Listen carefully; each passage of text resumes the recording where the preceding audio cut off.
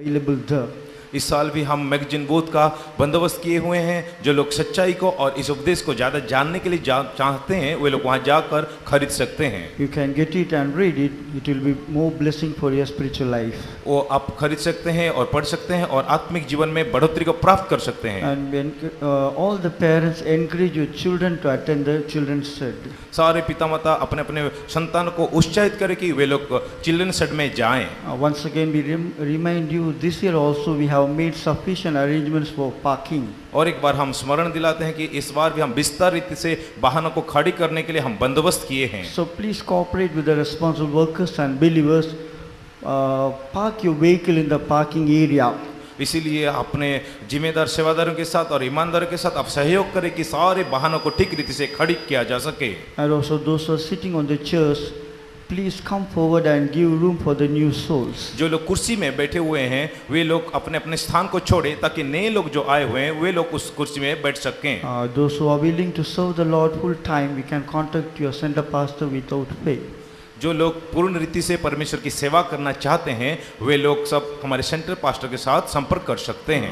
Tomorrow's program as follows. कल का programme इस प्रकार है। We will begin our program with morning 4 o'clock blessing. हम सुबह 4 बजे स्तुति के सभा के साथ हमारे कार्यक्रम को शुरू करेंगे। Then 7 o'clock we have 3 different kind of Bible studies. सुबह 7 बजे 3 प्रकार का बाइबल अध्ययन है। One for the workers, second for the believers, and third one for the new souls, especially for those who have not taken water baptism and know about the truth of the water baptism. एक Bible अध्ययन सेवादारों के लिए है और दूसरी Bible अध्ययन ईमानदारों के लिए, साथ साथ तीसरी बाइबल अध्ययन जो है नए लोगों के लिए है, खास करके जो लोग बपतिस्मा की सच्चाई के बारे में जानने के लिए चाहते हैं उन्हीं के लिए है। 9:30 p.m. By 9:30 a.m. we have a devotional service here. सुबह 9:30 बजे यहाँ पर सुबह की आराधना होगी। Afternoon 3 o'clock we have special youth meeting. उसी के बाद दोपहर 3 बजे हमारे जवानों के लिए सभा है। We request all the young boys and girls and also those believers, those who are youthful spirit, you can also attend that youth meeting. हम सारे जवानों को और जवान बच्चों को विनती करते हैं, साथ साथ जिन्हीं के अंदर भी इस प्रकार जवान की आत्मा है वे लोग को हम स्मरण दिलाते हैं और निवेदन करते हैं कि आए और भागी बने। Again at 6 o'clock we will gather here for the gospel addresses and divine healing services. कल शाम ठीक 6 बजे यहाँ पर सुसमाचार की सभा और ऐश्वरिक चंगाई की सभा होगी।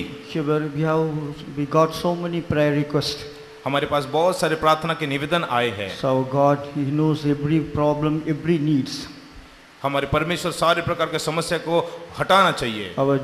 Our Jesus same yesterday, today and forever. हमारा यीशु मसीह कल, आज और हमेशा एक सा है। He is able to answer our prayers more than we ask and think. हम मांगने से और सोचने से बढ़कर हमारा यीशु मसीह हमारे लिए कर सकता है। So we will pray for all these dear ones so that the Lord may deliver them, Lord may bless them, Lord may heal them. हमारे सारे प्रियों के लिए हम प्रार्थना करेंगे, परमेश्वर उनको छुए, परमेश्वर उनको छुटकारा दे, परमेश्वर उनको चंगाई दे। In the name of Jesus, the Lord must bless them, Lord must heal them. Let's pray for them. परमेश्वर के यीशु मसीह के नाम से परमेश्वर आशीष करने के लिए, चंगाई देने के लिए दुआ करें।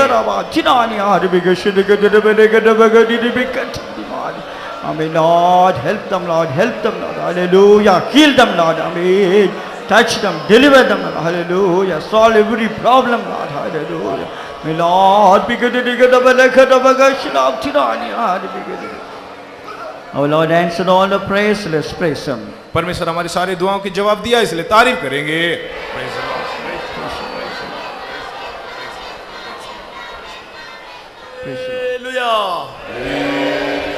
Let us all be seated. आओ सारे बैठ जाओगे, कृपा करके सब लोग बैठ जाओ। Glory be to God. परमेश्वर के नाम दी महिमा होए, परमेश्वर के नाम की स्तुति हो। In this evening, let us turn towards the book of 1 Corinthians and chapter 1 and verse 9. आओ इसी शाम के समय ध्यान दिले पढ़ेंगे पहला कुरिन्थियां पहला अध्याय 9 वचन। शाम के अंत ध्यान के लिए पहला कुरिन्थियों पहला अध्याय उसकी 9 वचन हम पढ़ेंगे। परमेश्वर सच्चा है जिसने तुमको अपने पुत्र हमारे प्रभु यीशु मसीह की संगति में बुलाया है। God is faithful by whom you were called unto the fellowship of his son Jesus Christ our Lord. परमेश्वर वफादार है, जिहदे राही तुसी उसके पुत्र यीशु मसीह ਸਾਡੇ ਪ੍ਰਭੂ ਦੀ ਸੰਗਤ ਲਈ ਸੱਦੇ ਗਏ ਸੋ। So, glory be to God. Here we are reading how that our calling have been revealed, that God have called us for the fellowship. ਪਰਮੇਸ਼ਰ ਦੇ ਨਾਮ ਦੀ ਮਹਿਮਾ ਹੋਏ। ਇੱਥੇ ਸਾਡੇ ਸੱਦੇ ਨੂੰ ਪ੍ਰਗਟ ਕੀਤਾ ਗਿਆ ਹੈ। ਪਰਮੇਸ਼ਰ ਨੇ ਸਾਨੂੰ ਪ੍ਰਭੂ ਦੀ ਸੰਗਤ ਦੇ ਲਈ ਸੱਦਿਆ ਹੈ। यहाँ पर जो है प्रभु परमेश्वर ने जो अपनी हमारी बुलाहट है उसके बारे में प्रकट किया है कि प्रभु ने अपनी संगति के लिए हमें बुलाया है। See, we all have come and we are accepting Jesus and we are worshipping him. So that is also one meaning of fellowship. ਦੇਖੋ ਅਸੀਂ ਸਾਰੇ ਆਏ ਹਾਂ, ਅਸੀਂ ਸਭ ਨੇ ਪ੍ਰਭੂ ਯੀਸ਼ੂ ਮਸੀਹ ਨੂੰ ਕਬੂਲ ਕੀਤਾ ਹੈ। ਅਸੀਂ ਸਾਰੇ ਪ੍ਰਭੂ ਯੀਸ਼ੂ ਮਸੀਹ ਦੀ ਉਪਾਸਨਾ ਕਰਦੇ ਹਾਂ। ਸੰਗਤ ਦਾ ਇੱਕ ਇਹ ਅਰਥ ਵੀ ਹੈ। देखो हम लोग सब यहाँ पर आए हैं, हम यहाँ पर प्रभु यीशु मसीह की उपासना करते हैं। इसका भी अर्थ यही है कि हम परमेश्वर की संगति करते हैं। And the real meaning of fellowship means that as Lord Jesus Christ have told that you take my yoke upon you. ਸੰਗਤ ਦਾ ਅਸਲੀ ਅਰਥ ਇਹ ਹੈ, ਜਿਸ ਤਰ੍ਹਾਂ ਪ੍ਰਭੂ ਯੀਸ਼ੂ ਮਸੀਹ ਨੇ ਕਿਹਾ ਕਿ ਤੁਸੀਂ ਮੇਰਾ ਜੂਲਾ ਆਪਣੇ ਉੱਤੇ ਲਓ। संगति का जो अर्थ है वो ये है कि अब मेरा झूला अपने ऊपर ले लो। So as written in Matthew the Gospel chapter 11 and verse 9 we are reading. ਜਿਸ ਤਰ੍ਹਾਂ ਮਤੀ ਦੀ ਇੰਜੀਲ 11 ਅਧਿਆਇ 29 ਵਚਨ ਦੇ ਵਿੱਚ ਲਿਖਿਆ ਹੋਇਆ ਹੈ। जैसे कि मत्ती का सुसमाचार 11 अध्याय उसके 29 वचन में लिखा है, ਆਪਣੇ ਉੱਤੇ ਲੈ ਲਵੋ ਅਤੇ ਮੇਥੋਂ ਸਿੱਖੋ, ਕਿਉਂ ਜੋ ਮੈਂ ਕੋਮਲ ਅਤੇ ਮਨ ਦਾ ਗਰੀਬ ਹਾਂ, ਤੁਸੀਂ ਆਪਣੇ ਛੀਆਂ ਵਿੱਚ ਆਰਾਮ ਪਾਓਗੇ। मेरा जुआ अपने ऊपर उठा लो और मुझसे सीखो, क्योंकि मैं नम्र और मन में दीन हूँ, और तुम अपने मन में विश्राम पाओगे। Take my yoke upon you and learn of me, for I am meek and lowly in heart, and ye shall find rest unto your souls. So as two ox, they are taking the yoke together, and like this they are having company always. They are together. ਜਿਸ ਤਰ੍ਹਾਂ ਦੋ ਬਲਦ ਇਕੱਠੇ ਬਰਾਬਰ ਆਪਣੇ ਉੱਤੇ ਜੂਲਾ ਚੁੱਕਦੇ ਹਨ ਅਤੇ ਉਹਨਾਂ ਦੋਵਾਂ ਦੀ ਇਕੱਠੀ ਸੰਗਤ ਰਹਿੰਦੀ ਹੈ। जैसे दो बैल जो हैं इकट्ठे अपने गर्दनों के ऊपर जुआ को उठाते हैं और दोनों की संगति रहती है। And the deep meaning of this fellowship, that when a person receiving the anointing of Holy Spirit. संगत का ढूंढा अर्थ ये है, जब एक व्यक्ति पवित्र आत्मा का मसा प्राप्त करता है। संगति का दूसरा गहरा मतलब या अर्थ ये है कि जब एक व्यक्ति जो है पवित्र आत्मा का अभिषेक को प्राप्त करता है। So that is written in John the Gospel and chapter 14 and verse 20, and here I am reading, at that day ye shall know that I am in my Father, and ye in me, and I in you. ਅਤੇ यूहन्ना ਦੀ ਇੰਜੀਲ 14 ਅਧਿਆਇ 20 ਵਚਨ ਦੇ ਵਿੱਚ ਲਿਖਿਆ ਹੋਇਆ ਹੈ, ਉਸ ਦਿਨ ਤੁਸੀਂ ਜਾਣੋਗੇ ਭਈ ਮੈਂ ਆਪਣੇ ਪਿਤਾ ਵਿੱਚ ਔਰ ਤੁਸੀਂ ਮੇਰੇ ਵਿੱਚ ਅਤੇ ਮੈਂ ਤੁਹਾਡੇ ਵਿੱਚ ਹਾਂ। यूहन्ना का सुसमाचार 14 अध्याय उसके 20 वचन में लिखा है, उस दिन तुम जानोगे कि मैं अपने पिता में हूँ और तुम मुझ में और मैं तुम में। So that to have fellowship, this is the commandment, or this is the demand of God for us. ਇਸ ਕਰਕੇ ਸੰਗਤ ਦੇ ਲਈ ਇਹ ਪਰਮੇਸ਼ਰ ਦਾ ਹੁਕਮ ਹੈ ਜਾਂ ਪਰਮੇਸ਼ਰ ਦੇ ਵੱਲੋਂ ਇਸ ਗੱਲ ਦੀ ਮੰਗ ਹੈ। इस करके संगति के लिए परमेश्वर की आज्ञा है या परमेश्वर का आग्रह है। And promises are there for that. ਅਤੇ ਉਸ ਦੇ ਲਈ ਪਰਮੇਸ਼ਰ ਦਾ ਵਾਅਦਾ ਵੀ ਹੈ और उसके लिए परमेश्वर की कई प्रतिज्ञाएं भी हैं। As written in Psalms 91. ਜਿਸ ਤਰ੍ਹਾਂ 91 ਜ਼ਬੂਰ ਦੇ ਵਿੱਚ ਲਿਖਿਆ ਹੋਇਆ ਹੈ। जैसे 91 भजन संहिता में लिखा है, So I am reading that, he that dwelleth in the secret place of the Most High shall abide under the shadow of the Almighty.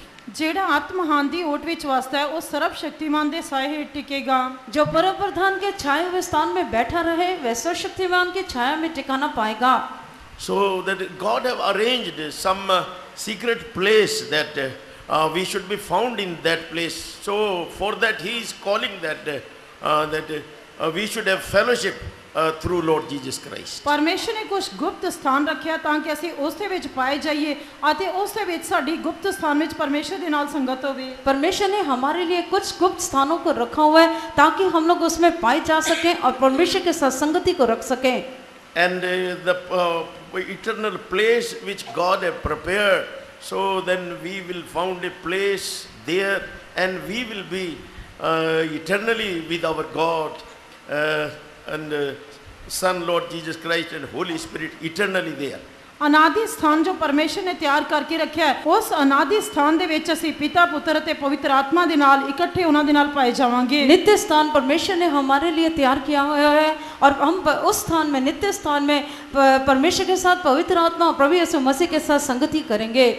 But contrary to this word fellowship, friendship have been used in so many places.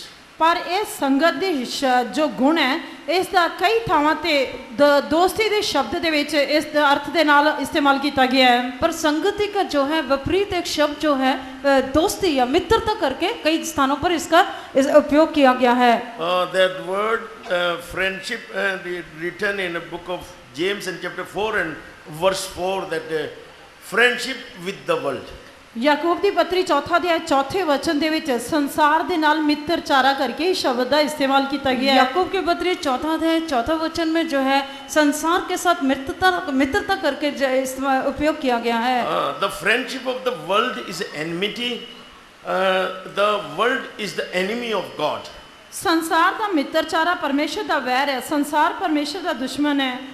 संसार के साथ मित्रता करनी परमेश्वर से बैर करना है और वह अपने आप को परमेश्वर का वैरी बनाता है। So this is the situation of the present world, that almost all people, they are in the friendship with the world, and like this they have turned as enemy to God.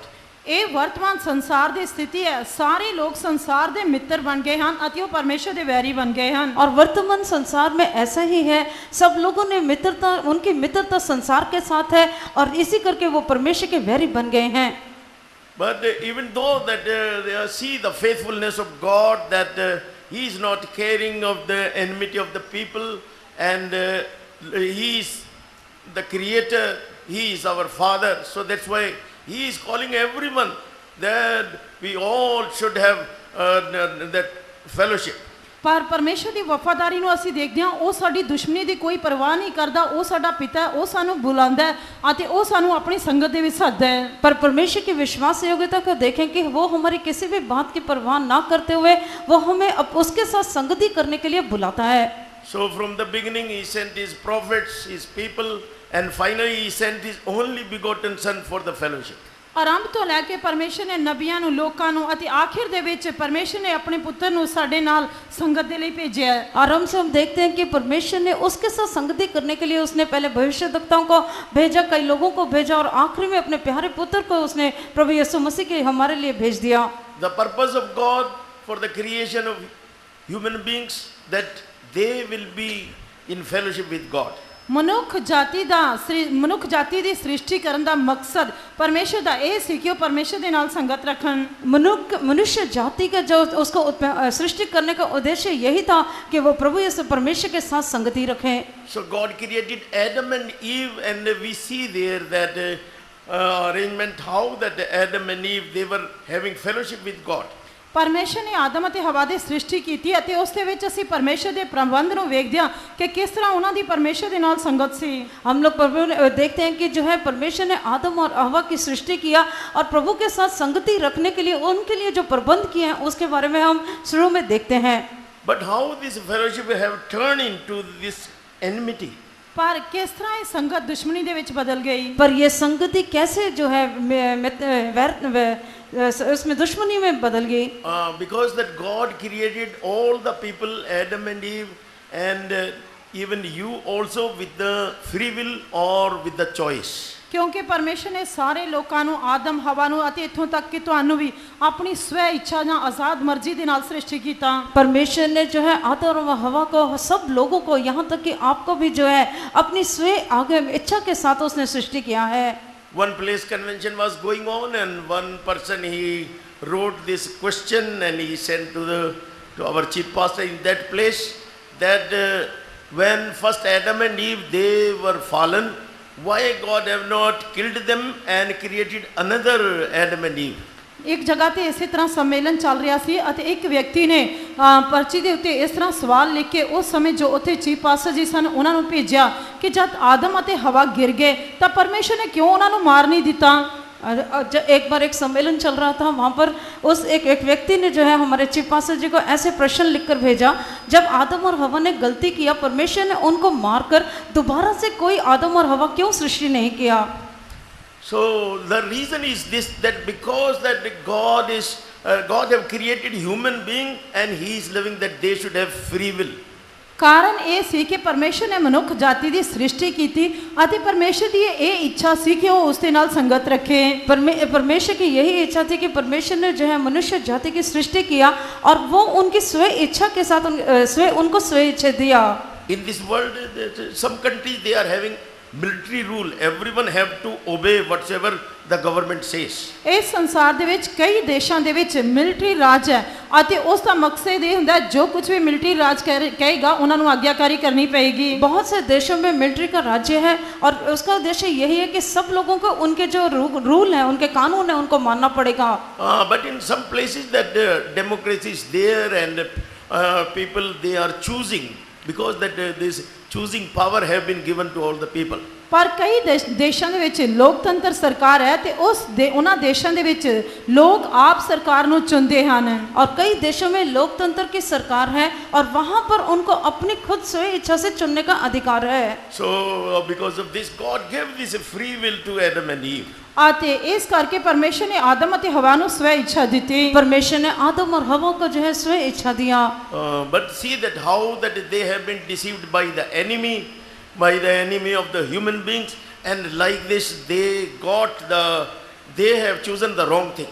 ਪਰ ਦੇਖੋ ਕਿਸ ਤਰ੍ਹਾਂ ਉਹ ਦੁਸ਼ਮਣ ਦੇ ਦੁਆਰਾ ਪਰਮਾਏ ਗਏ, ਮਨੁੱਖ ਜਾਤੀ ਦੇ ਦੁਸ਼ਮਣ ਦੇ ਦੁਆਰਾ, ਅਤੇ ਉਹਨਾਂ ਨੇ ਆਪਣੀ ਇੱਛਾ ਦੇ ਨਾਲ ਚੋਣ ਕਰ ਲਈ। मनुष्य जाति के जो शत्रु था उसके द्वारा वो भरमाए गए और उन्होंने अपनी स्व इच्छा को मान लिया। And in book of Deuteronomy chapter 30 we are reading there that God have kept before everyone this both the things, loss and gain, and what is life and what is death. ਵਿਵਸਥਾ ਸਾਰ 30 ਅਧਿਆਇ ਦੇ ਵਿੱਚ ਅਸੀਂ ਵੇਖਦੇ ਹਾਂ ਕਿ ਪਰਮੇਸ਼ਰ ਨੇ ਮਨੁੱਖ ਜਾਤੀ ਦੇ ਸਾਹਮਣੇ ਦੋਵੇਂ ਗੱਲਾਂ ਰੱਖੀਆਂ ਹਨ, ਲਾਭ ਅਤੇ ਨੁਕਸਾਨ, ਜੀਵਨ ਅਤੇ ਮੌਤ। हम लोग व्यवस्था विवरण 30 अध्याय में देखते हैं कि परमेश्वर ने मनुष्य के सामने जीवन और मरण, हानि और लाभ दोनों रख दिया। See in 19 verse he said before life and death, blessing and cursing. ਉਹ ਦੇਖੋ 19 वचन ਦੇ ਵਿੱਚ ਵੇਖਦੇ ਹਾਂ ਕਿ ਉਸਨੇ ਜੀਵਨ ਅਤੇ ਮੌਤ, ਬਰਕਤ ਅਤੇ श्राप ਸਾਡੇ ਅੱਗੇ ਰੱਖਿਆ ਹੈ। 30 अध्याय उसके 19 वचन में देखते हैं कि उसने मनुष्य के सामने जीवन और मरण, आशीष और श्राप को रख दिया। And he is telling in verse 20 that this is my desire that you should choose the life, you should choose the blessing. ਅਤੇ 20 वचन ਦੇ ਵਿੱਚ ਪਰਮੇਸ਼ਰ ਕਹਿੰਦਾ ਹੈ ਕਿ ਇਹ ਮੇਰੀ ਇੱਛਾ ਹੈ ਕਿ ਤੁਸੀਂ ਜੀਵਨ ਨੂੰ ਚੁਣੋ ਅਤੇ ਬਰਕਤਾਂ ਨੂੰ ਚੁਣੋ। और हम लोग 20 वचन में पढ़ते हैं कि परमेश्वर का आग्रह यही था कि वो ये चाहता है कि तुम जीवन और दीर्घ जीवन को चुन लें। And in book of Jeremiah chapter 21 and verse 8 there also it is written. यिर्मयाह ਦੀ किताब 21 अध्याय 8 वचन ਦੇ ਵਿੱਚ ਵੀ ਇਹ ਗੱਲ ਲਿਖੀ ਹੈ। यिर्मयाह की किताब 21 अध्याय उसके 8 वचन में भी हम लोग इस बात को पढ़ते हैं। And unto his people thou shalt say, thus saith the Lord, behold I set before you the way of life and the way of death. ਤਾਂ ਤੂੰ ਇਸ ਪ੍ਰਜਾ ਨੂੰ ਆਖੇਗਾ, ਯਹੋਵਾ ਇਉਂ ਫਰਮਾਉਂਦਾ ਹੈ, ਵੇਖੋ ਮੈਂ ਤੁਹਾਡੇ ਅੱਗੇ ਜੀਵਨ ਦਾ ਰਾਹ ਅਤੇ ਮੌਤ ਦਾ ਰਾਹ ਰੱਖਦਾ ਹਾਂ। और परमेश्वर ने जो है मनुष्य के सामने परमेश्वर ऐसा कहता है कि देखो मैं इस प्रजा के लोगों के सामने उनका मार्ग और मृत्यु का मार्ग भी बताता हूँ। But when that God was coming in the Garden of Eden, so he was giving them good suggestion. He was guiding them like this, that they should be found in the fellowship, and like this they should not do anything that break the fellowship. ਇਸ ਕਰਕੇ ਜਦ ਪਰਮੇਸ਼ਰ ਅਦਨ ਦੇ ਬਾਗ ਦੇ ਵਿੱਚ ਆਉਂਦਾ ਸੀ ਅਤੇ ਉਹਨਾਂ ਨੂੰ ਅੱਛਾ ਸੁਝਾਅ ਦਿੰਦਾ ਸੀ ਅਤੇ ਉਹਨਾਂ ਨੂੰ ਕਹਿੰਦਾ ਸੀ ਕਿ ਉਹ ਉਹਨਾਂ ਦੇ ਨਾਲ ਸੰਗਤ ਦੇ ਵਿੱਚ ਪਾਏ ਜਾਣ ਅਤੇ ਉਹ ਪਰਮੇਸ਼ਰ ਦੀ ਵਿਵਸਥਾ ਨੂੰ ਨਾ ਤੋੜਨ। जब परमेश्वर अदन के बाग में, बगीचे में आदम और हवा से मिलने आता था, उनको अच्छा सुझाव देता था कि वो संगति को तोड़ने के लिए कुछ भी ऐसा गलत काम ना करें। So in this world the biggest sin is this, when people are misguiding. ਇਸ ਸੰਸਾਰ ਦੇ ਵਿੱਚ ਸਭ ਤੋਂ ਵੱਡਾ ਪਾਪ ਇਹ ਹੈ ਜਦ ਲੋਕਾਂ ਨੂੰ ਗੁੰਮਰਾਹ ਕੀਤਾ ਜਾਂਦਾ ਹੈ। इस संसार में सबसे बड़ा पाप लोगों को गुमराह करने वाला पाप है। And biggest good work is this, that when people are guided in the truth. ਅਤੇ ਸਭ ਤੋਂ ਭਲਾ ਕੰਮ, ਸਭ ਤੋਂ ਅੱਛਾ ਕੰਮ ਇਹ ਹੈ ਜਦ ਲੋਕਾਂ ਦੀ ਸੱਚਾਈ ਦੇ ਵਿੱਚ ਅਗਵਾਈ ਕੀਤੀ ਜਾਂਦੀ है। और जो परमेश्वर के रास्ते पर जो अगुवाई किए जाते हैं उनको बताया जाता है, वही सबसे अच्छा काम है। So devil have done this work, and he have misguided Adam and Eve, and like from that time onwards he is misguiding all the people. शैतान ने ਇਹ ਕੰਮ ਕੀਤਾ, ਉਸਨੇ ਆਦਮ ਅਤੇ ਹਵਾ ਨੂੰ ਗੁੰਮਰਾਹ ਕੀਤਾ ਅਤੇ ਉਸ ਸਮੇਂ ਤੋਂ ਲਗਾਤਾਰ ਲੋਕਾਂ ਨੂੰ ਗੁੰਮਰਾਹ ਕਰਦਾ ਆ ਰਿਹਾ ਹੈ। और शैतान ने इस काम को किया, उसने आदम और हवा को गुमराह किया और लगातार वही काम अभी भी चल रहा है। And he is using so many people for this misguidance. ਅਤੇ ਲੋਕਾਂ ਨੂੰ ਗੁੰਮਰਾਹ ਕਰਨ ਦੇ ਲਈ ਉਹ ਬਹੁਤ ਸਾਰੇ ਦੂਜੇ ਲੋਕਾਂ ਦਾ ਇਸਤੇਮਾਲ ਕਰਦਾ ਹੈ। गुमराह करने के लिए वह बहुत सारे दूसरे लोगों को उपयोग करता है। But God is guiding everyone in the truth, in the way of truth, in the way of life, in the way of gain, and he is using so many people also for this purpose. ਪਰ ਪਰਮੇਸ਼ਰ ਲੋਕਾਂ ਦੀ ਅਗਵਾਈ ਰਾਹ, ਸੱਚਾਈ ਅਤੇ ਲਾਭ ਦੇ ਲਈ ਕਰਦਾ ਹੈ ਅਤੇ ਇਸ ਦੇ ਲਈ ਪਰਮੇਸ਼ਰ ਬਹੁਤ ਸਾਰੇ ਲੋਕਾਂ ਦਾ ਵੀ ਇਸਤੇਮਾਲ ਕਰਦਾ ਹੈ। पर परमेश्वर जो है लोगों को सच्चाई पर, राह सच्चाई पर लेकर आने के लिए बहुत से लोगों को रास्ता दिखाता है। And we see that when Adam and Eve, they were misguided, so they got the friendship with the devil, and all the evil things of devil entered in them. ਜਦ ਆਦਮ ਅਤੇ ਹਵਾ ਗੁੰਮਰਾਹ ਹੋ ਗਏ ਤਾਂ ਉਹਨਾਂ ਦੀ ਸ਼ੈਤਾਨ ਦੇ ਨਾਲ ਦੋਸਤੀ ਹੋ ਗਈ ਅਤੇ ਉਹ ਸਾਰੀਆਂ ਬੁਰੀਆਂ ਗੱਲਾਂ ਦੇ ਨਾਲ ਉਹਨਾਂ ਦੀ ਦੋਸਤੀ ਹੋ ਗਈ। और जब शैतान ने आदम और हवा को गुमराह कर दिया तो आदम और हवा ने जो है उनकी मित्रता शैतान के साथ हो गई और सारी बुरी आदतें उनमें आ गई। The biggest evil nature entered in them, that is the rebellious nature. ਸਭ ਤੋਂ ਬੁਰਾ ਸੁਭਾਅ ਜੋ ਉਹਨਾਂ ਦੇ ਅੰਦਰ ਆ ਗਿਆ ਉਹ ਬਗਾਵਤ ਕਰਨ ਦਾ ਸੁਭਾਅ ਸੀ। और सबसे बुरा स्वभाव जो उनके अंदर आ गया वो जो है घमंड करने, जिद करने का स्वभाव था। So see that after that they obeyed devil and they ate that fruit. So that when God was asking Adam and how he was answering in the rebellious way. ਉਸ ਤੋਂ ਬਾਅਦ ਉਹਨਾਂ ਨੇ ਸ਼ੈਤਾਨ ਦੀ ਆਗਿਆਕਾਰੀ ਕੀਤੀ, ਉਹਨਾਂ ਨੇ ਉਸ ਦਾ ਫਲ ਖਾ ਲਿਆ ਅਤੇ ਜਦ ਪਰਮੇਸ਼ਰ ਨੇ ਉਸ ਨੂੰ ਆਦਮ ਨੂੰ ਪੁੱਛਿਆ ਤਾਂ ਉਸ ਨੇ ਉਹ ਬਗਾਵਤ ਕਰਨ ਦੇ ਸੁਭਾਅ ਨੂੰ ਦਿਖਾਇਆ। और जब जो है आदम और हवा ने उस फल को खा लिया, परमेश्वर ने जब उनसे प्रश्न किए तो उन्होंने बहुत ही विरोध में उसका उत्तर दिया। Eve also replied in rebellious way, but God have not asked from devil, because that is the devil's nature.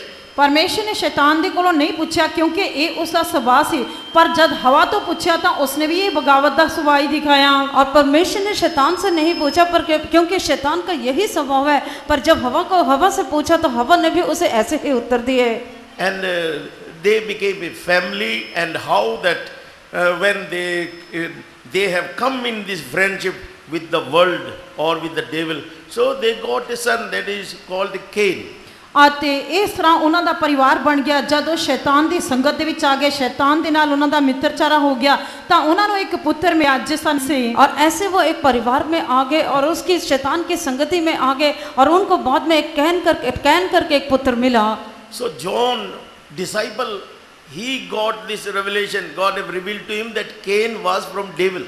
ਇਸ ਕਰਕੇ ਯਹੂਨਾ ਰਸੂਲ ਨੂੰ ਇਹ ਪ੍ਰਕਾਸ਼ਨ ਮਿਲਿਆ ਕਿ ਕਾਇਨ ਜੋ ਸੀ ਉਹ ਸ਼ੈਤਾਨ ਦੇ ਵੱਲੋਂ ਸੀ। इस करके हम देखते हैं कि यूहन्ना को जो है इस तरह का प्रकाशन या प्रकटीकरण मिला कि जो कैन था वो शैतान से था। That is written in 1 John chapter 3 and verse 12, so no need to read. So there we see that how that when God have rejected Cain and his offering also, and he have accepted the offering of Abel. ਪਹਿਲਾ ਯਹੂਨਾ 3 ਅਧਿਆਇ 12 ਵਚਨ ਦੇ ਵਿੱਚ ਲਿਖਿਆ ਹੋਇਆ ਹੈ, ਇਸ ਨੂੰ ਪੜ੍ਹਨ ਦੀ ਜ਼ਰੂਰਤ ਨਹੀਂ ਹੈ। ਅਸੀਂ ਵੇਖਦੇ ਹਾਂ ਕਿ ਕਿਸ ਤਰ੍ਹਾਂ ਪਰਮੇਸ਼ਰ ਨੇ ਕਾਇਨ ਅਤੇ ਉਸ ਦੀ ਬਲੀ ਨੂੰ ਸਵੀਕਾਰ ਨਹੀਂ ਕੀਤਾ ਅਤੇ ਕਿਸ ਤਰ੍ਹਾਂ ਪਰਮੇਸ਼ਰ ਨੇ ਹਾबिल ਤੇ ਉਸ ਦੀ ਬਲੀ ਨੂੰ स्वीकार ਕੀਤਾ। पहला यूहन्ना 3 अध्याय उसके 12 वचन में हम लोग पढ़ते हैं, उसको पढ़ने की जरूरत नहीं है, पर वहाँ देखते हैं कि कैसे परमेश्वर ने कैन और उसके बलिदान को ग्रहण नहीं किया, पर हाबिल को और उसके बलिदान को ग्रहण किया। So that's why God is calling everyone that through Lord Jesus Christ, faithful God is calling everyone for the fellowship. ਇਸ ਕਰਕੇ ਪ੍ਰਭੂ ਯੀਸ਼ੂ ਮਸੀਹ ਦੇ ਰਾਹੀਂ ਵਫਾਦਾਰ ਪਰਮੇਸ਼ਰ ਸਭ ਨੂੰ ਉਹਦੀ ਸੰਗਤ ਦੇ ਵਿੱਚ ਸੱਦਦਾ ਹੈ। इसी करके प्रभु यीशु मसीह के द्वारा जो है विश्वास योग्य परमेश्वर उसकी संगति में सबको बुलाता है। Because in the friendship of the world, they become enemy of God and they are losing. They like this, they are not choosing life, but they are choosing death. ਕਿਉਂਕਿ ਸੰਸਾਰ ਦਾ ਮਿੱਤਰਚਾਰਾ ਪਰਮੇਸ਼ਰ ਦੇ ਨਾਲ ਬੈਰ ਹੈ, ਇਸ ਕਰਕੇ ਉਹ ਜੀਵਨ ਨੂੰ ਨਹੀਂ ਚੁਣਦੇ ਸਗੋਂ ਮੌਤ ਨੂੰ ਚੁਣਦੇ ਹਨ। इस करके देखते हैं कि संसार के जो मित्रता है वो परमेश्वर के साथ बैर करना है, इसीलिए लोग जो है उसको नहीं चुनते पर अपने जीवन को वो गवाते जाते हैं। In 1 Corinthians in chapter 15 also and verse 33 it is written, be not deceived, evil communication corrupt good manners. ਪਹਿਲਾ ਕੁਰਿੰਥੀਆਂ 15 ਅਧਿਆਇ 33 ਵਚਨ ਦੇ ਵਿੱਚ ਅਸੀਂ ਪੜ੍ਹਦੇ ਹਾਂ, ਧੋਖਾ ਨਾ ਖਾਓ, ਬੁਰੀਆਂ ਸੰਗਤਾਂ ਚੰਗੀਆਂ ਚੱਲਣਾ ਨੂੰ ਵਿਗਾੜ ਦਿੰਦੀਆਂ ਹਨ। पहला कुरिन्थी 15 अध्याय उसके 33 वचन में लिखा है, धोखा ना खाना बुरी संगति अच्छे चरित्र को बिगाड़ देती है। So this have happened in the family of Adam.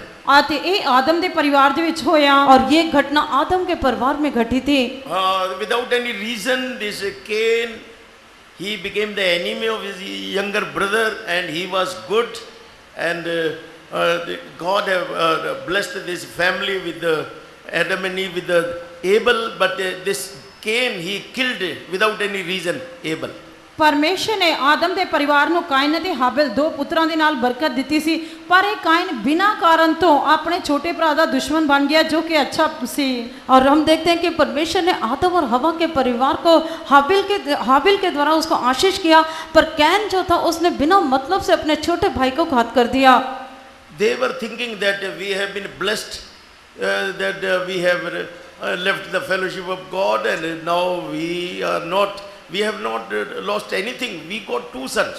ਅਤੇ ਉਹ ਸੋਚ ਰਹੇ ਸਨ ਕਿ ਅਸੀਂ ਪਰਮੇਸ਼ਰ ਦੀ ਸੰਗਤ ਛੱਡ ਦਿੱਤੀ ਹੈ, ਪਰ ਅਸੀਂ ਬਰਕਤ ਪ੍ਰਾਪਤ ਕੀਤੀ ਹੈ, ਸਾਨੂੰ ਕਿਸੇ ਚੀਜ਼ ਦਾ ਘਾਟਾ ਨਹੀਂ ਹੈ, ਸਾਨੂੰ 2 ਪੁੱਤਰ ਮਿਲ ਗਏ ਹਨ। और वो सोचते थे कि हमने जब चाहे परमेश्वर की संगति को छोड़ दिया है, पर परमेश्वर ने हमें आशीष दिया है और हमें किसी भी बात का नुकसान नहीं हुआ है। But see this Cain, because he was from devil, and how that he killed his younger brother, and like this they lost both the son. ਅਤੇ ਦੇਖੋ ਕਿਸ ਤਰ੍ਹਾਂ ਕਾਇਨ ਦੁਸ਼ਟ ਸ਼ੈਤਾਨ ਤੋਂ ਸੀ ਅਤੇ ਕਿਸ ਤਰ੍ਹਾਂ ਉਸਨੇ ਆਪਣੇ ਛੋਟੇ ਭਰਾ ਨੂੰ ਮਾਰ ਦਿੱਤਾ ਅਤੇ ਇਸ ਤਰ੍ਹਾਂ ਉਹ ਆਪਣੇ ਦੋਵਾਂ ਪੁੱਤਰਾਂ ਨੂੰ ਖੋ बैठे। पर हम लोग देखते हैं कि कैन जो शैतान की तरफ था उसने अपने छोटे भाई को घात कर दिया, और हम आखिर में देखते हैं कि उन्होंने अपने दोनों पुत्रों को गंवा दिया। And when God was asking from Cain, where is your brother, and see he replied in the rebellious way, is I am a keeper of my brother. ਦੇਖੋ ਜਦ ਪਰਮੇਸ਼ਰ ਕਾਇਨ ਨੂੰ ਪੁੱਛ ਰਿਹਾ ਸੀ ਕਿ ਤੇਰਾ ਛੋਟਾ ਭਰਾ ਕਿੱਥੇ ਹੈ, ਤਾਂ ਉਸਨੇ ਬਗਾਵਤ ਕਰਦੇ ਹੋਏ ਉੱਤਰ ਦਿੱਤਾ कि मैं अपने भरा दा रखवाला हाँ। जब परमेश्वर ने कैन से पूछा कि तेरा भाई कहाँ है, उसने विरोधता करते हुए उसको उत्तर दिया कि क्या मैं अपने भाई का राखी करने वाला हूँ। So we see that these natures in this Cain and Abel, we see that both the nature of devil and nature of the godly nature. ਇਸ ਕਰਕੇ ਅਸੀਂ ਕਾਇਨ ਤੇ ਉਸ ਦੇ ਅੰਦਰ ਉਹ ਸ਼ੈਤਾਨ ਦਾ ਸੁਭਾਅ ਅਤੇ ਪਰਮੇਸ਼ਰ ਦਾ ਸੁਭਾਅ ਤੇ ਬਗਾਵਤ ਕਰਨ ਦਾ ਸੁਭਾਅ ਵੀ ਦੇਖਦੇ ਹਾਂ। हम लोग कैन के अंदर शैतान के स्वभाव को, परमेश्वर का विरोधता करने के स्वभाव को देखते हैं। So Cain, he was not respecting God. ਅਤੇ ਕਾਇਨ ਪਰਮੇਸ਼ਰ ਦਾ ਵੀ ਸਤਿਕਾਰ ਜਾਂ ਆਦਰ ਨਹੀਂ ਕਰ ਰਿਹਾ ਸੀ। जो कैन था उसने परमेश्वर का आदर नहीं करता था। So in this world also nowadays, because that whole world or all people they are in the friendship of the world, so that's why this is the nature. We can see that people, they are not respecting God. ਇਸ ਸੰਸਾਰ ਦੇ ਵਿੱਚ ਅਸੀਂ ਸਾਰੇ ਲੋਕਾਂ ਦੇ ਬਾਰੇ ਦੇਖਦੇ ਹਾਂ ਕਿ ਉਹਨਾਂ ਦਾ ਸੰਸਾਰ ਦੇ ਨਾਲ ਮਿੱਤਰਚਾਰਾ ਹੈ ਅਤੇ ਉਹ ਪਰਮੇਸ਼ਰ ਦਾ ਆਦਰ ਨਹੀਂ ਕਰਦੇ ਹਨ। हम लोग संसार में देखते हैं कि संसार के लोगों की मित्रता जो है वो संसार के साथ है, इसी करके वो लोग परमेश्वर का भी आदर नहीं करते। In book of Malachi, God was asking, if I am a father, where is my respect? ਮਾਲਾਕੀ ਦੀ ਪੁਸਤਕ ਦੇ ਵਿੱਚ ਪਰਮੇਸ਼ਰ ਪੁੱਛਦਾ ਕਿ ਜੇਕਰ ਮੈਂ ਪਿਤਾ ਹਾਂ ਤਾਂ ਮੇਰਾ ਆਦਰ ਕਿੱਥੇ ਹੈ। मलाकी की पुस्तक में परमेश्वर प्रश्न करता है कि अगर मैं आपका पिता हूँ तो मेरा आदर कहाँ है। Means he is the supreme father. He is the spiritual father for all. क्योंकि वो ही सर्वोच्च पिता है, सबना दा इलाही पिता है, और क्योंकि वो ही सबका पिता है और सबका जो है ईश्वरीय पिता है। So in this world so many religions are there, but see that all creations are same. All people, they are having 5 fingers, they are having 2 eyes, they are having 32 teeth in their mouth. ਦੇਖੋ ਇਸ ਸੰਸਾਰ ਦੇ ਵਿੱਚ ਕਈ ਪ੍ਰਕਾਰ ਦੇ ਧਰਮ ਹਨ ਪਰ ਸਭਨਾਂ ਦੀ ਇੱਕੋ ਜਿਹੀ ਸ੍ਰਿਸ਼ਟੀ ਹੈ ਸਭਨਾਂ ਦੀਆਂ 5 ਉਂਗਲੀਆਂ ਹਨ ਸਭ ਦੀਆਂ 2 ਅੱਖਾਂ ਹਨ ਸਭ ਦੇ 32 ਦੰਦ ਹਨ और हम लोग इस संसार में देखते हैं कि बहुत से धर्म पाए जाते हैं पर सारे मनुष्य जो हैं उनकी एक ही समानता है उनकी 5 उंगलियां हैं 2 आंखें हैं मुंह में 32 दांत हैं So that's why God is asking, if I am a father, where is my respect? That respect you are not giving me. ਇਸ ਕਰਕੇ ਪਰਮੇਸ਼ਰ ਪੁੱਛਦਾ ਕਿ ਜੇਕਰ ਮੈਂ ਪਿਤਾ ਹਾਂ ਤਾਂ ਮੇਰਾ ਆਦਰ ਕਿੱਥੇ ਹੈ मतलब पिता ਦਾ ਸਾਨੂੰ आदर करना चाहिए है इसी करके परमेश्वर जो है वो प्रश्न करता है कि अगर मैं तुम्हारा पिता हूँ तो मेरा आदर कहाँ है इसका अर्थ यह है कि वो एक आदर का आग्रह करता है But Abel he was because Adam and Eve they were in the fellowship of God in the beginning. That's why God gave them this good son Abel, and how that he wanted to worship God as he is worthy for that, and he wanted to please God. ਅਤੇ ਆਦਮ ਅਤੇ ਹਵਾ ਕਿਉਂਕਿ ਪਹਿਲਾਂ ਅੱਛੇ ਪਰਮੇਸ਼ਰ ਦੇ ਨਾਲ ਸੰਬੰਧ ਦੇ ਵਿੱਚ ਸਨ ਇਸ ਕਰਕੇ ਪਰਮੇਸ਼ਰ ਨੇ ਉਹਨਾਂ ਨੂੰ ਇੱਕ ਅੱਛਾ ਪੁੱਤਰ ਦਿੱਤਾ ਅਤੇ ਇਸ ਕਰਕੇ ਹਾਬਿਲ ਪਰਮੇਸ਼ਰ ਦੇ ਯੋਗ ਉਸ ਦੀ ਉਪਾਸਨਾ ਕਰਨਾ ਚਾਹੁੰਦਾ ਸੀ परमेश्वर ने आदम और हवा जो है वो परमेश्वर के साथ संगति करने के कारण परमेश्वर ने उनको एक अच्छा पुत्र हाबिल दिया और हाबिल परमेश्वर की उपासना जो है वो अच्छे तरीके से करना चाहता था So that we see that when people they are in the fellowship of God, they will worship God, they will give all glory, honor, praises to God, and they will always try to please God. ਜਦ ਲੋਕ ਪਰਮੇਸ਼ਰ ਦੀ ਸੰਗਤ ਵਿੱਚ ਹੁੰਦੇ ਹਨ ਪਰਮੇਸ਼ਰ ਦੀ ਉਪਾਸਨਾ ਕਰਨਾ ਚਾਹੁੰਦੇ ਹਨ ਅਤੇ ਉਹ ਸਾਰਾ ਆਦਰ ਮਾਨ ਮਹਿਮਾ ਪਰਮੇਸ਼ਰ ਨੂੰ ਦਿੰਦੇ ਹਨ ਅਤੇ ਉਹ ਪਰਮੇਸ਼ਰ ਨੂੰ ਪ੍ਰਸੰਨ ਕਰਨਾ ਚਾਹੁੰਦੇ ਹਨ जब लोग परमेश्वर की संगति में रहते हैं वो सारा आदर मान परमेश्वर को देते हैं उसकी स्तुति करते हैं और वो हमेशा उसकी स्तुति निरंतर करते रहते हैं So that because that they have chosen Adam and Eve, they have chosen this instead of fellowship of God, they have chosen the friendship of the world. ਕਿ ਇਸ ਆਦਮ ਅਤੇ ਹਵਾ ਨੇ ਪਰਮੇਸ਼ਰ ਦੀ ਸੰਗਤ ਨੂੰ ਚੁਣਨ ਦੀ ਬਜਾਏ ਸੰਸਾਰ ਦੇ ਮਿੱਤਰਚਾਰੇ ਨੂੰ ਚੁਣ ਲਿਆ पर हम देखते हैं कि आदम और हवा ने परमेश्वर की संगति को चुनने के अलावा उसने जो है संसार की मित्रता को शैतान की मित्रता को चुन लिया So like this they got that very close friendship with the devil, and like this that now that all people heart and mind like this that they all have become as the storehouse of enemy. ਇਸ ਕਰਕੇ ਆਦਮ ਅਤੇ ਹਵਾ ਦੀ ਸ਼ੈਤਾਨ ਦੇ ਨਾਲ ਬਹੁਤ ਹੀ ਨੇੜੇ ਦੀ ਦੋਸਤੀ ਹੋ ਗਈ ਅਤੇ ਇਸ ਕਰਕੇ ਉਹਨਾਂ ਦੇ ਦਿਲ ਪੱਥਰ ਦੇ ਦਿਲ ਹੋ ਗਏ ਇਸੇ ਕਰਕੇ ਸਾਰੇ ਲੋਕਾਂ ਦੇ ਦਿਲ ਪੱਥਰ ਦੇ ਦਿਲ ਹਨ हम लोग देखते हैं कि जो है मनुष्य ने जो है आदम और हवा ने शैतान की संगति करने के कारण मनुष्य के हृदय जो है वो शैतान का एक भंडार करके दिखाई देता है So that God kept all the evil things in the heart, so like this that all people their mind and heart they are corrupted and their desires all their things are evil. ਕਿਉਂਕਿ ਇਸ ਮਨ ਦੇ ਵਿੱਚ ਉਹਨਾਂ ਨੇ ਸਾਰੀਆਂ ਬੁਰੀਆਂ ਗੱਲਾਂ ਨੂੰ ਰੱਖੀਆਂ ਹੋਈਆਂ ਇਸ ਕਰਕੇ ਉਹਨਾਂ ਦੇ ਮਨ ਭ੍ਰਿਸ਼ਟ ਹੋ ਚੁੱਕੇ ਹਨ ਅਤੇ ਉਹਨਾਂ ਦੇ ਮਨ ਜੋ ਹਨ ਇਸ ਤਰ੍ਹਾਂ ਸਾਰੀਆਂ ਬੁਰੀਆਂ ਗੱਲਾਂ ਦੇ ਨਾਲ ਭਰ ਗਏ ਹਨ हाँ क्योंकि उनका हृदय जो वो बिल्कुल भ्रष्ट हो चुके हैं उनके मन में हर एक बुराई और हर एक गंदगी भरी हुई है So how that God have brought the deliverance for the human being. ਇਸ ਤਰ੍ਹਾਂ ਪਰਮੇਸ਼ਰ ਮਨੁੱਖ ਜਾਤੀ ਦੇ ਲਈ ਕਿਸ ਤਰ੍ਹਾਂ ਛੁਟਕਾਰਾ ਲੈ ਕੇ ਆਇਆ परमेश्वर मनुष्य के लिए किस प्रकार से छुटकारे को लेकर आया So that's why it is written that faithful God through Lord Jesus Christ he is calling for the fellowship. ਇਸ ਕਰਕੇ ਵਫਾਦਾਰ ਪਰਮੇਸ਼ਰ ਆਪਣੇ ਪੁੱਤਰ ਪ੍ਰਭੂ ਯੀਸ਼ੂ ਮਸੀਹ ਦੇ ਰਾਹੀਂ ਸਾਨੂੰ ਸਭ ਨੂੰ ਸੰਗਤ ਵਿੱਚ ਬੁਲਾਉਂਦਾ ਹੈ इसी करके ऐसा लिखा हुआ है कि विश्वास योग्य परमेश्वर प्रभु यीशु मसीह के द्वारा उसकी संगति के लिए हमें बुलाता है So Lord Jesus Christ came to this world and he shed his blood, and that blood is helping the human being that they can be able to have the change in their life and they can come in the fellowship of God.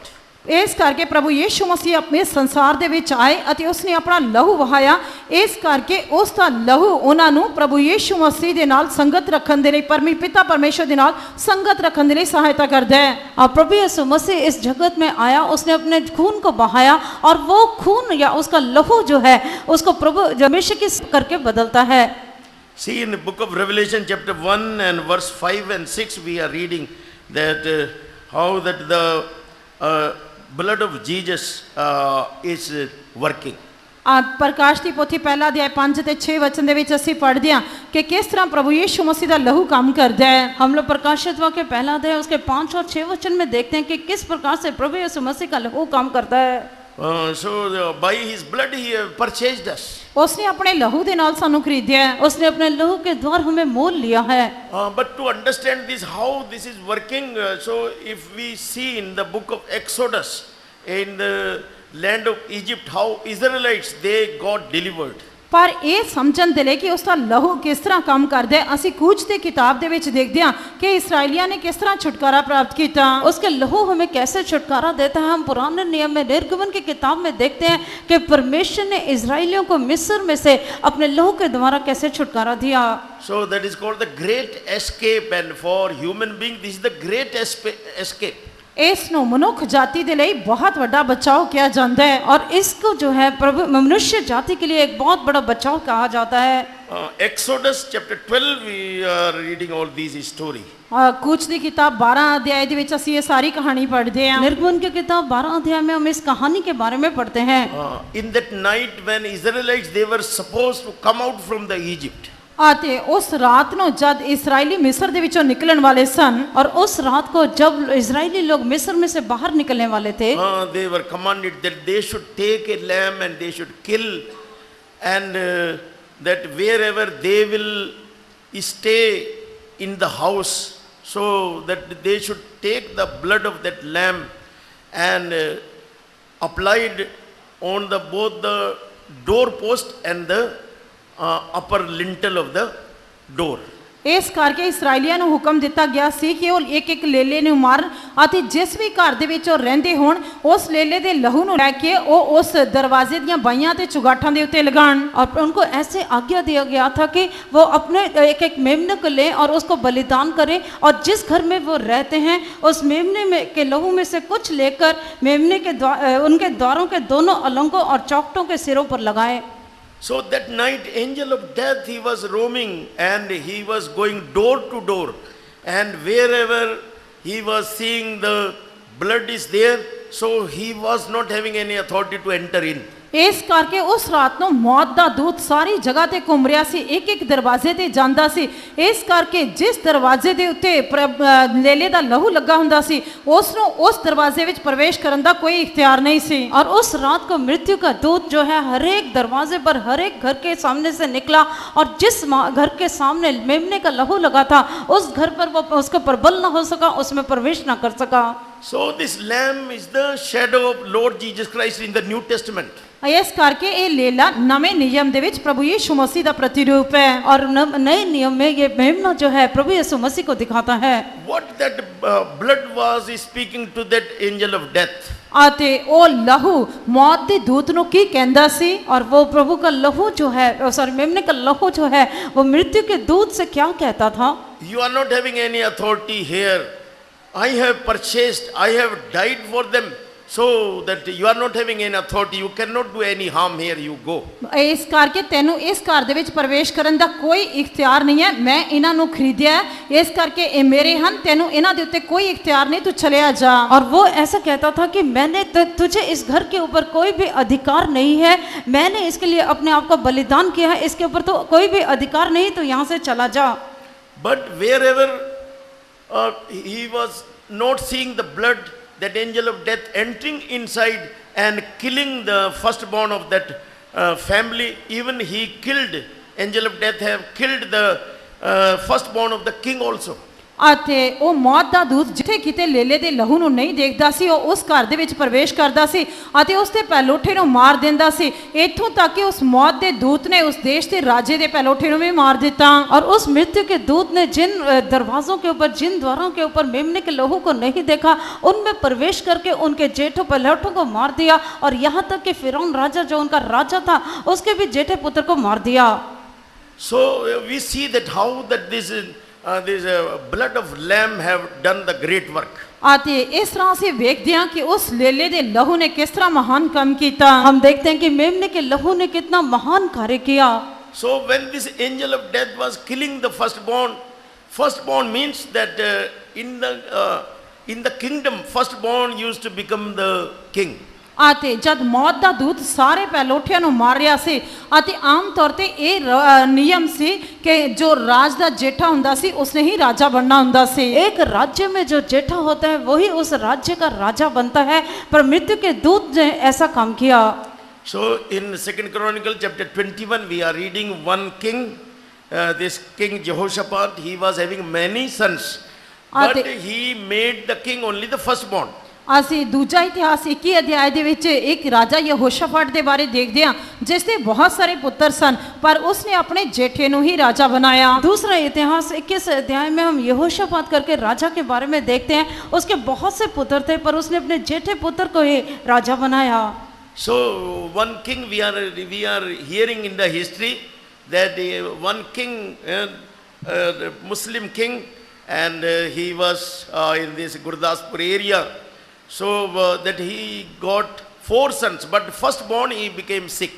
ਅਸੀਂ ਇਤਿਹਾਸ ਦੇ ਵਿੱਚ ਦੇਖਦੇ ਹਾਂ ਕਿ ਮੁਸਲਮਾਨਾਂ ਦੇ ਵਿੱਚ ਇੱਕ ਰਾਜਾ ਸੀ ਅਤੇ ਉਸਦੇ 4 ਪੁੱਤਰ ਸਨ ਜੋ ਕਲਾਨੌਰ ਗੁਰਦਾਸਪੁਰ ਦੇ ਇਲਾਕੇ ਦੇ ਵਿੱਚ ਹੈ ਅਤੇ ਉਸਨੇ ਆਪਣੇ ਜੇਠੇ ਨੂੰ ਹੀ ਰਾਜਾ बनाया। हम लोग जो है इतिहास में एक जगह मुस्लिम राजा के बारे में देखते हैं और उसने गुरदासपुर एरिया में क्षेत्र में राज्य किया, उसके भी 4 पुत्र थे, उसने अपने जेठे पुत्र को ही राजा बनाया। So when firstborn became sick, he was praying, oh God, let me die, but my firstborn should not die. पर ਉਹ जब उसका जेठा पुत्र बीमार हो गया तो उसने परमेश्वर के अगे दुहाई दी कि परमेश्वर हो सके तो मैं मर जावां पर मेरा ये जेठा पुत्र नहीं मरना चाहिए। उसका पहलौठा पुत्र बीमार था, पर जब वो बीमारी में था तब उस राजा ने ऐसे प्रार्थना किया कि हे परमेश्वर मैं मर जाऊं पर मेरा पहलौठा पुत्र मरना नहीं चाहिए। Because my firstborn have to become king, and afterwards that firstborn got healed and this king fall sick and died. आते क्योंकि इस पहलोठे ने राजा बनना सी इस करके उसका वो पहलोठा पुत्र ठीक हो गया आते उस तो बाद राजा आप बीमार पै गया ते मर गया। और जो पहलौठा उसका जो पुत्र था उसने राजा बनना था, इस करके जो है पहलौठा पुत्र उसका ठीक हो गया, पर जो उसका पिता था राजा था वो बीमार हो गया और मर गया। So that we see that in the land of Egypt in that night how that blood of lamb have done the great work. इस करके ਅਸੀਂ ਵੇਖਦੇ ਹਾਂ ਕਿ ਉਸ ਰਾਤ ਮਿਸਰ ਦੇ ਵਿੱਚ ਲੇਲੇ ਦੇ ਲਹੂ ਨੇ ਕਿੰਨਾ महान काम किया। उस रात को मिस्र में जो है मेमने के लहू ने कितना महान कार्य किया। God was through that blood, God was destroying the kingdom of Egyptian kingdom. आते उस लहू ਦੇ ਦੁਆਰਾ ਉਸ ਰਾਤ ਨੂੰ ਪਰਮੇਸ਼ਰ ਮਿਸਰ ਦੇ ਰਾਜ ਨੂੰ ਨਾਸ਼ ਕਰ ਰਿਹਾ ਸੀ और उस लहू के द्वारा उस खून के द्वारा परमेश्वर जो है उस रात को मिस्र के साम्राज्य को या राज्य को नाश कर रहा था। Egypt stand for the sinful life, and Egypt stand for all the curse.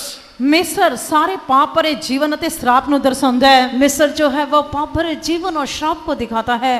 Egypt stand for all types of sicknesses also. आते मिस्र सब प्रकार ਦੀਆਂ ਬਿਮਾਰੀਆਂ ਨੂੰ ਵੀ ਦਰਸਾਉਂਦਾ ਹੈ। मिस्र जो है वो हर एक प्रकार की बीमारी को दिखाता है। How God have killed all the firstborn of Egyptians, and God have saved all the firstborn of Israelites. ਕਿਸ ਤਰ੍ਹਾਂ ਪਰਮੇਸ਼ਰ ਨੇ ਮਿਸਰੀਆਂ ਦੇ ਸਾਰਿਆਂ ਪਹਿਲੋਠਿਆਂ ਨੂੰ ਮਾਰ ਦਿੱਤਾ ਅਤੇ ਇਸਰਾਈਲੀਆਂ ਦੇ ਸਾਰਿਆਂ ਪਹਿਲੋਠਿਆਂ ਨੂੰ ਬਚਾ ਲਿਆ। और किस प्रकार से परमेश्वर ने मिस्रियों के सारे जेठे पुत्रों को मार दिया और जो इजराइलियों के सारे पहिलौठों को बचा दिया। So that one kingdom was destroying, and those who were in the bondage, God was making them the kings. ਇਸ ਕਰਕੇ ਇੱਕ ਰਾਜ ਨੂੰ ਤਾਂ ਪਰਮੇਸ਼ਰ ਨਾਸ਼ ਕਰ ਰਿਹਾ ਸੀ ਪਰ ਇੱਕ ਦੂਜਾ ਰਾਜ ਜਿਹੜਾ ਬੰਦਵਾਈ ਦੇ ਵਿੱਚ ਸੀ ਉਹਨਾਂ ਨੂੰ ਰਾਜੇ ਬਣਾ ਰਿਹਾ ਸੀ। परमेश्वर ने जो है एक राज को तो नाश कर रहा था, पर दूसरे राज जो है जो बंदवाई में दिखाई देता था उसको राज्य बना रहा था। So in the book of Revelation chapter 1 and verse 5 and 6 we are reading the same thing. ਅਸੀਂ ਪ੍ਰਕਾਸ਼ ਦੀ ਪੋਥੀ ਪਹਿਲਾ ਅਧਿਆਇ 5 ਤੇ 6 ਵਚਨ ਦੇ ਵਿੱਚ ਇਹੀ ਗੱਲ ਪੜ੍ਹਦੇ ਹਾਂ। प्रकाशित वाक्य पहला अध्याय उसके 5 और 6 वचन में हम इस बात को पढ़ते हैं। So see this, and from Jesus Christ, who is the faithful witness and the first begotten of the dead and the prince of the kings of the earth, unto him that loved us and washed us from our sins in his own blood. ਨਾਲੇ ਯੀਸ਼ੂ ਮਸੀਹ ਦੀ ਵੱਲੋਂ ਜਿਹੜਾ ਸੱਚਾ ਗਵਾਹ ਤੇ ਮੁਰਦਿਆਂ ਵਿੱਚੋਂ ਜੇਠ ਹੈ ਅਤੇ ਧਰਤੀ ਦੇ ਰਾਜਿਆਂ ਦਾ ਹਾਕਮ ਹੈ, ਉਹਦੀ ਜਿਹੜਾ ਸਾਡੇ ਨਾਲ ਪ੍ਰੇਮ ਕਰਦਾ ਹੈ, ਜਿਨੇ ਸਾਨੂੰ ਆਪਣੇ ਲਹੂ ਦੇ ਨਾਲ ਸਾਡੇ ਪਾਪਾਂ ਤੋਂ ਛੁਡਾ ਦਿੱਤਾ। और यीशु मसीह की ओर से जो विश्वास योग्य साक्षी और मरुओं में से जी उठने वालों में पहला उठा और पृथ्वी के राजाओं का हाकिम है, वह हमसे प्रेम रखता है और उसने अपने लहू के द्वारा हमें पापों से छुड़ाया है। And hath made us kings and priests unto God and his Father, to him be glory and dominion for ever and ever.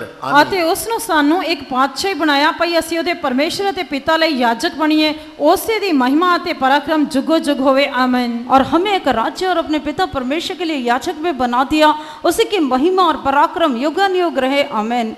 So that's why in 1 Corinthians chapter 1 and verse 9 it is written, faithful God through Lord Jesus Christ is calling everyone in the fellowship. ਇਸੇ ਕਰਕੇ ਪਹਿਲਾ ਕੁਰਿੰਥੀਆਂ 9 ਵਚਨ ਦੇ ਵਿੱਚ ਕਹਿੰਦਾ ਹੈ ਕਿ ਵਫਾਦਾਰ ਪਰਮੇਸ਼ਰ ਪ੍ਰਭੂ ਯੀਸ਼ੂ ਮਸੀਹ ਦੇ ਰਾਹੀਂ ਸਾਨੂੰ ਸਭ ਨੂੰ ਆਪਣੀ ਸੰਗਤ ਦੇ ਵਿੱਚ ਸੱਦਾ ਹੈ। इसी करके पहला दे उसके 9 वचन में कहता है, परमेश्वर सच्चा है जिसने तुमको अपने पुत्र हमारे प्रभु यीशु मसीह की संगति में बुलाया है। So our heart and mind were in the hand of devil. They were all the kingdom of devil, and we were not able to have any fellowship with God. ਸਾਡੇ ਦਿਲ ਅਤੇ ਮਨ ਪਰ ਸ਼ੈਤਾਨ ਦੇ ਹੱਥ ਵਿੱਚ ਸਨ, ਅਸੀਂ ਸ਼ੈਤਾਨ ਦੇ ਰਾਜ ਵਿੱਚ ਸੀ, ਇਸ ਕਰਕੇ ਸਾਡੇ ਮਨ ਦੇ ਵਿੱਚ ਪਰਮੇਸ਼ਰ ਦੀ ਕੋਈ ਗੱਲ ਨਹੀਂ ਸੀ। हमारा जो है हमारा हृदय सब कुछ शैतान के हाथ में था, वही राज्य करता था, इसी करके हमारी परमेश्वर के साथ कोई भी संगति या नहीं थी। So that's why that if you accept Jesus, you will have some change in your life. ਇਸ ਕਰਕੇ ਜੇਕਰ ਤੁਸੀਂ ਪ੍ਰਭੂ ਯੀਸ਼ੂ ਮਸੀਹ ਨੂੰ ਕਬੂਲ ਕਰੋਗੇ ਤਾਂ ਤੁਹਾਡੇ ਜੀਵਨ ਦੇ ਵਿੱਚ ਕੁਝ ਤਬਦੀਲੀ ਆਏਗੀ। अगर आप अपने जीवन में प्रभु यीशु मसीह को ग्रहण कर लेंगे, आपके जीवन में बदलाहट आ जाएगी। One day one person came to the church and he was telling, I am not Christian, but I heard that you all people are praying and getting healed, so I have come, please pray for me.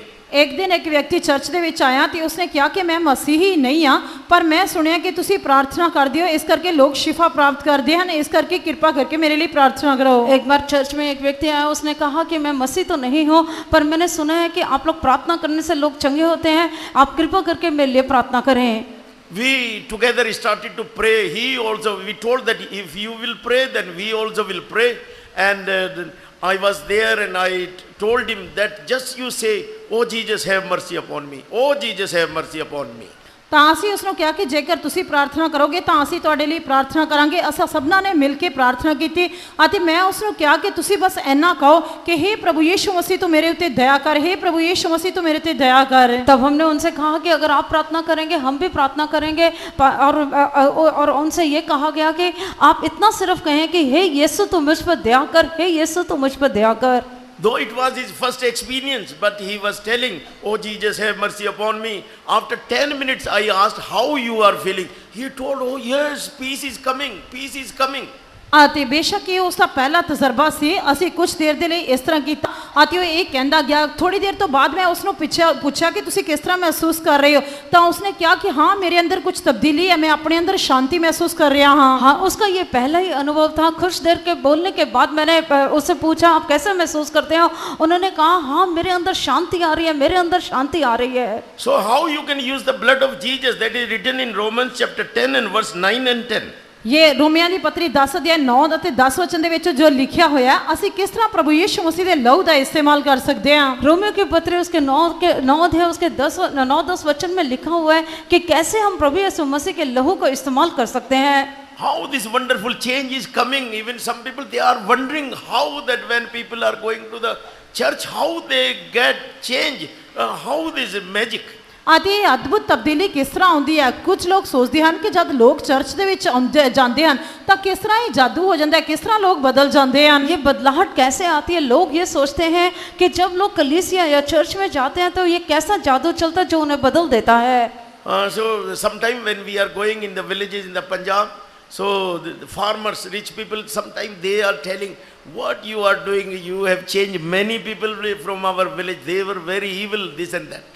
ਅਤੇ ਜਦ ਅਸੀਂ ਪੰਜਾਬ ਦੇ ਵਿੱਚ ਕਈ ਪਿੰਡਾਂ ਦੇ ਵਿੱਚ ਜਾਂਦੇ ਹਾਂ ਅਤੇ ਪਿੰਡਾਂ ਦੇ ਜੋ ਧਨੀ ਕਿਸਾਨ ਲੋਕ ਹੁੰਦੇ ਹਨ ਉਹ ਕਹਿੰਦੇ ਹਨ ਕਿ ਤੁਸੀਂ ਕਿਹੋ ਜਿਹੇ ਲੋਕ ਹੋ, ਤੁਸੀਂ ਬਹੁਤ ਸਾਰੇ ਲੋਕਾਂ ਨੂੰ ਬਦਲ ਦਿੱਤਾ ਹੈ, ਇਹ ਲੋਕ ਕਿੰਨੇ ਬੁਰੇ ਹੁੰਦੇ ਸਨ ਅਤੇ ਕਿੰਨੇ ਚੰਗੇ ਬਣ ਗਏ ਹਨ। हाँ, जब हम पंजाब के कई गांव में जाते हैं तो वहाँ के धनी जो किसान लोग हैं वो ऐसे कहते हैं कि आप लोग क्या करते हो, हमारे गांव के कितने लोगों को आपने बदल दिया, और वो कितने बुरे थे, कितने अजीब से कितने बुरे लोग थे वो। though some loss is there for us, sometime when Sunday we will tell, you go and do this work, at once they will say, no, today is Sunday, we have to go to the church, we have to take the name of God, afterwards only we will do. ਅਤੇ ਬੇਸ਼ੱਕ ਇਹ ਸਾਡੇ ਲਈ ਕੁਝ ਨੁਕਸਾਨ ਤਾਂ ਹੁੰਦਾ ਜੇਕਰ ਅਸੀਂ ਉਹਨਾਂ ਨੂੰ ਕਿਸੇ ਕੰਮ ਕਹਿੰਦੇ ਆ ਤਾਂ ਉਹ ਕਹਿੰਦੇ ਆ ਕਿ ਨਹੀਂ ਅੱਜ ਅਸੀਂ ਕਿਸੇ ਕੰਮ ਤੇ नहीं जाना, ਅੱਜ ਐਤਵਾਰ ਦਾ दिन है, ਅੱਜ ਅਸੀਂ गिरजे ਦੇ ਵਿੱਚ जाना है, परमेश्वर ਦੀ उपासना करनी है। वो कहते हैं कि अगर हम रविवार के दिन उन्हें कोई काम कहते तो वो कहते हैं नहीं, आज हम अभी नहीं करेंगे, हमने पहले परमेश्वर के सम्मुख में कलीसिया में जाना है, उसके बाद आके हम ये काम करेंगे। So they are wondering how this change is taking place. ਉਹ ਹੈਰਾਨ ਹੁੰਦੇ ਹਨ ਕਿ ਕਿਸ ਤਰ੍ਹਾਂ ਇਹ ਤਬਦੀਲੀ ਦਾ ਕੰਮ ਹੁੰਦਾ ਹੈ। वो बहुत ही हैरान होते हैं कि ये बदलाहट का काम कैसे होता है। How this change take place? Romans chapter 10 and verse 9 and 10 it is written. Romeo ਦੀ ਪੱਤਰੀ 10 ਅਧਿਆਇ 9 ਅਤੇ 10 वचन ਦੇ ਵਿੱਚ ਲਿਖਿਆ कि ਇਹ ਤਬਦੀਲੀ किस तरह ਹੁੰਦੀ है। ये बदलाहट कैसे होती है? रोमियो की पत्री 10 अध्याय उसके 9 और 10 वचन में देखते हैं कि ये बदलाहट कैसे होती है। As Moses commanded to the Israelites that they should take the blood of the lamb and they to strike in the doorpost and the lintel. ਜਿਸ ਤਰ੍ਹਾਂ मूसा ने ਇਸਰਾਈਲੀਆਂ ਨੂੰ ਹੁਕਮ ਦਿੱਤਾ ਸੀ ਕਿ ਉਹ ਲੇਲੇ ਦੇ ਲਹੂ ਨੂੰ ਲੈਣ ਅਤੇ ਉਹ ਦਰਵਾਜ਼ੇ ਦੇ ਬਾਈਆਂ ਤੇ ਚੁਗਾਠਾਂ ਦੇ ਉੱਤੇ ਲਗਾਉਣ। और जैसे उस रात जो है मूसा ने उनको आज्ञा दिया कि वो मेमने के लहू को जो है वो चौकाटों पर और अलंगों पर लगा दें। So that your tongue should confess that Jesus died for you. ਇਸ ਕਰਕੇ ਤੁਹਾਡੀ ਜੀਭ ਇਹ ਅੰਗੀਕਾਰ ਕਰਨੀ ਚਾਹੀਦੀ ਹੈ ਕਿ ਪ੍ਰਭੂ ਯੀਸ਼ु मसीह ਤੁਹਾਡੇ ਲਈ ਮਰ गए। और उस जीव जो है ये अंगीकार करना चाहिए कि प्रभु यीशु मसीह मेरे लिए मर गया। He shed the blood for you. उसने ਤੁਹਾਡੇ ਲਈ ਲਹੂ ਵਹਾਇਆ। उसने अपना लहू आपके लिए बहा दिया।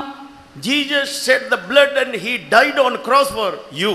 प्रभु यीशु मसीह ने अपना लहू वहाया ते उस सलीब दे उत्ते ਤੁਹਾਡੇ ਲਈ मर गया। प्रभु यीशु मसीह ने अपने खून को बहाकर वो क्रूस के ऊपर आपके लिए मर गया। So that is that applying the blood on the doorpost. आते इसे दा मतलब है जैसी जो बाइयां ते चुगाठां ते लहू लगाते हैं और यही अलंगों और चौकाटों पर जो खून लगाते हैं उसका अर्थ यही है। And applying the blood on the lintel means that having faith in the spirit. Sheru दे उत्ते लहू लगान दा अर्थ यही है कि उसते प्रभु यीशु मसीह दे लहू दे उत्ते विश्वास करना। और जो है अलंगों पर जो लहू या खून लगाते हैं उसका अर्थ यही है कि प्रभु यीशु मसीह के लहू पर विश्वास करना। That faith should be there in verse 10. For with the heart man believeth unto righteousness, and with the mouth confession is made unto salvation. धर्म ਲਈ ਤਾਂ ਹਿਰਦੇ ਨਾਲ ਨਿਸ਼ਚਾ ਕਰੀਦੀ ਹੈ ਅਤੇ ਮੁਕਤੀ ਲਈ ਮੂੰਹ ਨਾਲ ਇਕਰਾਰ ਕਰੀਦਾ है। धार्मिकता के लिए मन से विश्वास किया जाता है और उद्धार के लिए मुंह से अंगीकार किया जाता है। That you should believe that Jesus died and God have raised him from among the dead. ਇਸ ਕਰਕੇ ਤੁਸੀਂ ਇਹ ਵਿਸ਼ਵਾਸ ਕਰਨਾ ਹੈ ਕਿ ਪ੍ਰਭੂ ਯੀਸ਼ु मसीह मर गए ਅਤੇ परमेश्वर ने उसਨੂੰ मुर्दियां ਵਿੱਚੋਂ जिवा लिया। आपको ये विश्वास करना है कि प्रभु यीशु मसीह मर गया था पर परमेश्वर ने उसे मुर्दों में से जिलाया। In the 9th verse and last portion it is written, and shall believe in thine heart that God hath raised him from the dead, thou shalt be saved. ਅਤੇ ਜੇ ਤੂੰ ਆਪਣੇ ਹਿਰਦੇ ਨਾਲ ਮੰਨ ਲਵੇਂ ਜੋ परमेश्वर ने ਉਹਨੂੰ ਮੁਰਦਿਆਂ ਵਿੱਚੋਂ जिवा लिया ਤਾਂ ਤੂੰ ਬਚਾਇਆ ਜਾਵੇਂਗਾ। 9 वचन के आखिरी में लिखे अपने मन से विश्वास करके परमेश्वर ने उसे मरे हुए में से जलाया तो तू निश्चय उद्धार पाएगा। In the heart we should believe fully, oh yes, Lord Jesus Christ came to this world. It is not a story, it is not imagination. ਸਾਨੂੰ ਹਿਰਦੇ ਦੇ ਵਿੱਚ ਨਿਸ਼ਚਾ ਕਰਨੀ ਚਾਹੀਦੀ ਹੈ ਕਿ ਪ੍ਰਭੂ ਯੀਸ਼ु मसीह इस संसार ਦੇ ਵਿੱਚ ਆਏ। ਇਹ ਕੋਈ ਕਹਾਣੀ ਨਹੀਂ ਹੈ, ਇਹ ਕੋਈ तथ्य मिथ्या नहीं है। प्रभु यीशु मसीह इस जगत में आया, ये कोई कहानी नहीं है, ये कोई आपके विचार नहीं तो कोई कल्पना नहीं है। Many people they are going to Jerusalem and they are seeing all the places where Jesus was crucified, where he was buried, and they are going and seeing the empty grave of Lord Jesus Christ. ਬਹੁਤ ਸਾਰੇ ਲੋਕ ਯਰੂਸ਼ਲਮ ਦੇ ਵਿੱਚ ਜਾਂਦੇ ਹਨ, ਉਹ ਉਹਨਾਂ ਸਾਰੀਆਂ ਥਾਵਾਂ ਨੂੰ ਦੇਖਦੇ ਹਨ ਜਿੱਥੇ ਪ੍ਰਭੂ ਯੀਸ਼ु मसीह ਨੂੰ ਕਲਵਰੀ ਕਰੂਸ ਦੇ ਉੱਤੇ ਚੜਾਇਆ ਗਿਆ, ਜਿੱਥੇ ਉਸ ਨੂੰ ਦਫਨਾਇਆ ਗਿਆ ਅਤੇ ਉਸ ਦੀ ਖਾਲੀ ਕਬਰ ਨੂੰ ਦੇਖਦੇ ਹਨ। बहुत से लोग यरूशलेम में जाकर प्रभु यीशु मसीह के मरने के स्थान को देखते हैं, कहाँ जहाँ पर उसको क्रूस पर चढ़ाया गया उसके जो कब्र को देखते हैं जो अभी खाली पड़ी है। So should believe in the heart and spirit and should confess by mouth. ਸਾਨੂੰ ਹਿਰਦੇ ਤੇ ਆਤਮਾ ਦੇ ਵਿੱਚ ਨਿਸ਼ਚਾ ਕਰਨੀ ਚਾਹੀਦੀ ਹੈ ਅਤੇ ਆਪਣੇ ਮੂੰਹ ਦੇ ਨਾਲ ਇਕਰਾਰ ਕਰਨਾ ਚਾਹੀਦਾ ਹੈ। हमारे मन में हमारे हृदय विश्वास करना चाहिए और मुंह से इसका अंगीकार करना चाहिए। So whatsoever sin you are confessing, ਇਸ ਕਰਕੇ ਤੁਸੀਂ ਜਿਹੜੇ ਵੀ ਪਾਪ ਦਾ ਇਕਰਾਰ ਕਰਦੇ ਹੋ, आप जो भी पाप का अंगीकार करते हो, that sin will go away from you. ਉਹ ਪਾਪ ਤੁਹਾਡੇ ਤੋਂ ਚਲਿਆ ਜਾਏਗਾ। वो पाप आप में से चला जाएगा। Here, after confession, you are confessing whatsoever, that I am a smoker, I am a drunkard, or I was having this evil life like this, all sins will flee away from you. ਇਕਰਾਰ ਕਰਨ ਤੋਂ ਬਾਅਦ ਤੁਸੀਂ ਜੋ ਵੀ ਇਕਰਾਰ ਕਰਦੇ ਹੋ, ਮੈਂ ਪਿਅੱਕੜ ਸੀ, ਮੈਂ cigarette ਨੋਸ਼ੀ ਕਰਨ ਵਾਲਾ ਸੀ, ਮੈਂ ਇੱਕ ਬੁਰਾ ਵਿਅਕਤੀ ਸੀ, ਇਕਰਾਰ ਕਰਨ ਤੋਂ ਬਾਅਦ ਇਹ ਸਾਰੀਆਂ ਚੀਜ਼ਾਂ ਤੁਹਾਡੇ ਤੋਂ ਦੂਰ ਚਲੀਆਂ ਜਾਂਦੀਆਂ ਹਨ। जब आप अंगीकार करते हैं कि मैं शराबी था, मैं शराब पीने वाला था, धूम्रपान करता था, गंदी आदतें मेरे में थी, गंदे स्वभाव मेरे में थे, तब ये इकरार करने के बाद या अंगीकार करने के बाद ये सब स्वभाव आप में से चले जाएंगे। So when Israelites like this, they that all Egyptian firstborn died, and they were burying their firstborn, and Israelites, they came out from the land, and like this they went near the Red Sea. ਅਤੇ ਜਦ ਮਿਸਰੀਆਂ ਦੇ ਸਾਰੇ ਪਹਿਲੋਠੇ ਮਰ ਗਏ, ਉਹ ਆਪਣੇ ਪਹਿਲੋਠਿਆਂ ਨੂੰ ਦਫਨਾ ਰਹੇ ਸਨ, ਅਤੇ ਇਸ ਤਰ੍ਹਾਂ ਸਾਰੇ ਇਸਰਾਇਲੀ ਮਿਸਰ ਦੇ ਵਿੱਚੋਂ ਨਿਕਲ ਆਏ ਅਤੇ ਲਾਲ ਸਮੁੰਦਰ ਕੋਲ पहुंचे। हम लोग देखते हैं कि जब मिस्री लोग अपने जेठों को जो है दफना रहे थे, तब इजरायली लोग मिस्र में से निकल आए और वो लाल समुद्र के पास पहुंच गए। So that about this Red Sea, how that Israelites they crossed, so it have been compared with the water baptism. ਇਸਰਾਇਲੀਆਂ ਨੇ ਕਿਸ ਤਰ੍ਹਾਂ ਲਾਲ ਸਮੁੰਦਰ ਨੂੰ ਪਾਰ ਕੀਤਾ, ਇਸ ਦੀ ਤੁਲਨਾ ਪਾਣੀ ਦੇ ਬਪਤਿਸਮੇ ਨਾਲ ਕੀਤੀ ਗਈ ਹੈ। इजरायलियों ने कैसे जो है लाल समुद्र को पार किया, उसकी जो तुलना है वो बपतिस्मे के पानी के बपतिस्मे के साथ की जाती है। So redemption come when people are accepting Lord Jesus Christ. ਇਸ ਕਰਕੇ ਜਦ ਲੋਕ ਪ੍ਰਭੂ ਯੀਸ਼ੂ ਮਸੀਹ ਨੂੰ ਕਬੂਲ ਕਰਦੇ ਹਨ ਤਾਂ ਛੁਟਕਾਰਾ ਹੁੰਦਾ ਹੈ। जब लोग जो है प्रभु यीशु मसीह को ग्रहण करते हैं तो छुटकारा आता है। So when they are believing that Lord Jesus Christ shed blood and he died and God have raised him up from among dead. जब लोग ये विश्वास करते हैं कि प्रभु यीशु मसीह ने अपना लहू बहाया, वो मर गया, दफनाया, परमेश्वर ने उसने मुर्दों में जिवा लिया। जब लोग ये विश्वास करते हैं कि प्रभु यीशु मसीह जो है वो इस जगत में आया, वो मर गया, दफनाया गया, पर पिता परमेश्वर ने उसे मुर्दों में से जिलाया। So like this they are receiving new life. आते इस तरह वो नवा जीवन प्राप्त करते हैं, और इस प्रकार से वो एक नए जीवन को प्राप्त Like करते this हैं। they are receiving salvation. आते इस तरह वो मुक्ति प्राप्त करते हैं, और उसके इस प्रकार से वो मुक्ति को, उद्धार को प्राप्त करते हैं।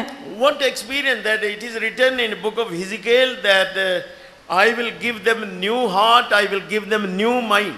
आते एक तजर्बा जो हिजकियेल दी किताब दे विच लिखा हुआ है कि मैं उन्हां नूं नवा दिल ते नवा मन देंगा। और एक ये अनुभव है जो कि हिजकियेल की पुस्तक में लिखा गया है कि मैं उनको एक नया हृदय और एक नया मन दूंगा। So there is 36 book of Ezekiel chapter 36 and verse 26 and 27 it is written. ए हिजकियेल दी किताब 36 अध्याय 26 ते 27 वचन दे विच लिखा हुआ है। हिजकियेल की किताब 36 अध्याय उसके 26 और 27 वचन में हम इसको पढ़ते हैं। How in this way that how that the change of heart is coming in the human beings. आते इस तरीके नाल किस तरह मनुख जाति दे अंदर एक नवे दिल वाला परिवर्तन होता है। हम लोग इसमें देखते हैं कि कैसे मनुष्य के बीच में एक नया हृदय उत्पन्न होता है। How they are receiving the new spirit. आते किस तरह वो नवा आत्मा प्राप्त करते हैं, और वो किस प्रकार से नई आत्मा को प्राप्त करते हैं। A new heart means all old desires will go, new desires will come. नवे दिल दा अर्थ है सारियां पुरानियां ख्वाहिशां चलियां जाणगियां अते नवीं ख्वाहिशां होणगियां। ये नए हृदय का अर्थ है कि पुराने आग्रह चले जाते हैं और नए आग्रह आ जाते हैं। Old desires were oh yes, I have to drink wine, I have to do this evil work, I have to steal, I have to do like this, all the evil thoughts. आते पुरानियां ख्वाहिशां ये सन कि मैं ये सारे बुरे काम करने हैं, मैं शराब पीनी है, आते मैं सिगरेट नोशी करनी है, मैं ये बुराई करनी है, इस तरह सारे बुरे सुबह। और ये बुरे काम जो है, बुरे स्वभाव जो है वो ये है कि मैंने शराब पीना है, चोरी करनी है, मैंने कैसे ये काम करना है, कैसे बुरे काम करने हैं। So old spirit means all the old knowledge of sin, all the knowledge of all the evil things. पुराने आत्मा दा अर्थ है पुराना ज्ञान, किस तरह सारे पुराने पापां दे बारे ज्ञान अते सारी बुराई दे बारे ज्ञान। और पुराने आत्मा का अर्थ यह है कि जो हमें पाप के बारे ज्ञान था वो सारा ये कैसे करना है, कैसे है, ये सारा पुराना ज्ञान। So see that how that through Lord Jesus Christ, through his sacrifice, through his shedding the blood and raising from among the dead, people are receiving the new heart and new spirit. ਅਤੇ ਕਿਸ ਤਰ੍ਹਾਂ ਪ੍ਰਭੂ ਯੀਸ਼ੂ ਮਸੀਹ ਦੇ ਲਹੂ ਦੇ ਦੁਆਰਾ ਉਸ ਦੇ ਬਲੀਦਾਨ ਦੇ ਦੁਆਰਾ ਉਸ ਦੇ ਲਹੂ ਵਹਾਏ ਜਾਣ ਦੇ ਦੁਆਰਾ ਉਸ ਦੇ ਮੁਰਦਿਆਂ ਵਿੱਚੋਂ ਜਿਵਾਲੇ ਜਵਾਨ ਦੇ ਦੁਆਰਾ ਕਿਸ ਤਰ੍ਹਾਂ ਲੋਕ ਨਵਾਂ ਆਤਮਾ ਪ੍ਰਾप्त करते हैं। हम देखते हैं कि प्रभु यीशु मसीह के जो है इसके मृत्यु के द्वारा, उसके बलिदान के द्वारा, उसके लहू के द्वारा और उसके मुर्दों में से तीसरे दिन जिलाए जाने के द्वारा कैसे ये नया हृदय उसके बीच में आता है। Oh, when I will pray, when I will go to the fellowship, when I will read the word of God, and like this, they always desiring for God and all his things. मैं कदों प्रार्थना करांगा, कदों संगत ਦੇ ਵਿੱਚ ਜਾਵਾਂਗਾ, ਕਦੋਂ ਪਰਮੇਸ਼ਰ ਦੇ ਵਚਨ ਦੇ ਉੱਤੇ ਧਿਆਨ ਕਰਾਂਗਾ। ਇਸ ਤਰ੍ਹਾਂ ਉਹਨਾਂ ਦੀਆਂ ਸਾਰੀਆਂ ख्वाहिशां नवीਆਂ हो जांदियां ਹਨ। और मैं कब परमेश्वर के वचन को पढ़ूंगा, कब परमेश्वर की संगति में जाऊंगा, इस प्रकार से उनके हर एक आग्रह जो है वो नया हो जाता है। So like this we see that all Israelites, they got escaped from Egypt, and like this they came near the Red Sea. ਅਤੇ ਇਸ ਤਰ੍ਹਾਂ ਅਸੀਂ ਵੇਖਦੇ ਹਾਂ ਕਿ ਸਾਰੇ ਇਸਰਾਇਲੀ ਮਿਸਰ ਦੇ ਵਿੱਚੋਂ ਬਚ ਨਿਕਲੇ ਅਤੇ ਲਾਲ ਸਮੁੰਦਰ ਕੋਲ ਪਹੁੰਚੇ। हम लोग देखते हैं कि सारे इजरायली लोग मिस्र से बाहर निकलकर लाल समुद्र के पास पहुंच गए।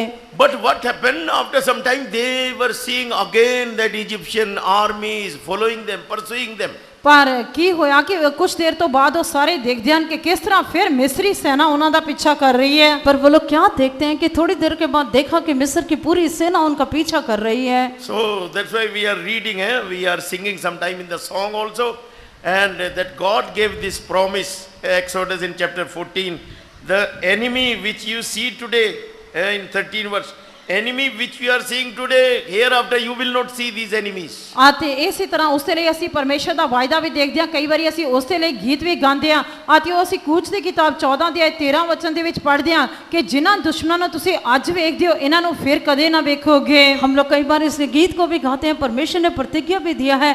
निर्गमन की किताब 14 है, उसके 13 वचन में हम पढ़ते हैं, जिन मिस्रियों को तुम आज देखते हो उनको फिर कभी ना देखोगे। So God divided the Red Sea, and Israelites like this, they entered in that to cross the Red Sea, and these Egyptians also, they have seen, oh yes, how they are going in between the sea, they also come down in the sea. ਅਤੇ ਕਿਸ ਤਰ੍ਹਾਂ ਪਰਮੇਸ਼ਰ ਨੇ ਲਾਲ ਸਮੁੰਦਰ ਦੇ ਦੋ ਹਿੱਸੇ ਕਰ ਦਿੱਤੇ ਅਤੇ ਕਿਸ ਤਰ੍ਹਾਂ ਇਸਰਾਇਲੀ ਉਸ ਲਾਲ ਸਮੁੰਦਰ ਦੇ ਵਿੱਚੋਂ ਦੀ ਪਾਰ ਲੰਘੇ। ਮਿਸਰੀ ਸਾਰੇ ਲੋਕ ਵੀ ਇਹ ਸਾਰਾ ਕੁਝ ਦੇਖ ਰਹੇ ਸਨ ਕਿ ਕਿਸ ਤਰ੍ਹਾਂ ਇਸਰਾਇਲੀਆਂ ਨੇ ਲਾਲ ਸਮੁੰਦਰ ਨੂੰ ਪਾਰ ਕੀਤਾ। ਇਸ ਕਰਕੇ ਉਹ ਵੀ ਸਮੁੰਦਰ ਨੂੰ ਪਾਰ ਕਰਨ ਦੇ ਲਈ ਸਮੁੰਦਰ ਵਿੱਚ ਉਤਰ ਆਏ। हम लोग देखते हैं कि परमेश्वर ने जो है लाल समुद्र को 2 भाग कर दिया और इस्राएली लोग जो थे वो सूखे समुद्र में से पार हो रहे थे। मिस्रियों ने जब देखा तो वो भी उनके पीछे आने लगे। Then when God have seen all Egyptian army, all Egyptian people, commander, all they have come in the sea, then God commanded the sea that come back, and all the water have come back, and they all drowned in that water in the Red Sea. ਜਦ ਪਰਮੇਸ਼ਰ ਨੇ ਮਿਸਰ ਦੀ ਸਾਰੀ ਸੈਨਾ ਨੂੰ, ਸਾਰੇ ਲੋਕਾਂ ਨੂੰ, ਉਹਨਾਂ ਦੇ ਸਾਰੇ ਕਮਾਂਡਰਸ ਨੂੰ ਦੇਖਿਆ ਕਿ ਉਹ ਸਾਰੇ ਸਮੁੰਦਰ ਦੇ ਵਿਚਕਾਰ ਉਤਰ ਆਏ ਹਨ, ਤਦ ਪਰਮੇਸ਼ਰ ਨੇ ਸਮੁੰਦਰ ਨੂੰ ਫਿਰ ਹੁਕਮ ਦਿੱਤਾ ਕਿ ਤੂੰ ਵਾਪਸ ਉਸੇ ਤਰ੍ਹਾਂ ਵਗਣ ਲੱਗ ਜਾ। ਇਸ ਤਰ੍ਹਾਂ ਸਮੁੰਦਰ ਫਿਰ ਉਸੇ ਤਰ੍ਹਾਂ ਵਗਣ लगा ਤੇ ਉਹ ਸਾਰੇ डूब गए। और जब जो है सारे इजरायली लोग समुद्र में से पार जा रहे थे तो देखा कि मिस्र के लोग भी जा रहे हैं, तब मूसा ने जो समुद्र को आज्ञा दिया और समुद्र वापस अपनी हालत में आ गया।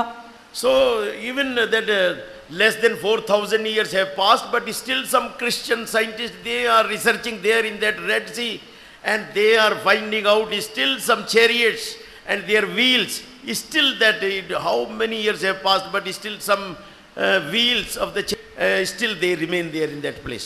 ਬੇਸ਼ੱਕ ਇਸ ਘਟਨਾ ਨੂੰ ਵਾਪਰੇ 4000 ਸਾਲਾਂ ਤੋਂ ਵੀ ਜ਼ਿਆਦਾ ਹੋ ਚੁੱਕੇ ਹਨ, ਪਰ ਅਜੇ ਵੀ ਕੁਝ ਵਿਗਿਆਨੀ ਇਸ ਦੇ ਬਾਰੇ ਖੋਜ ਕਰਕੇ ਵੇਖਦੇ ਹਨ ਕਿ ਅਜੇ ਵੀ ਲਾਲ ਸਮੁੰਦਰ ਦੇ ਅੰਦਰ ਕੁਝ ਰੱਥ ਉਹਨਾਂ ਦੇ ਪਹੀਏ ਦਿਖਾਈ ਦਿੰਦੇ ਹਨ।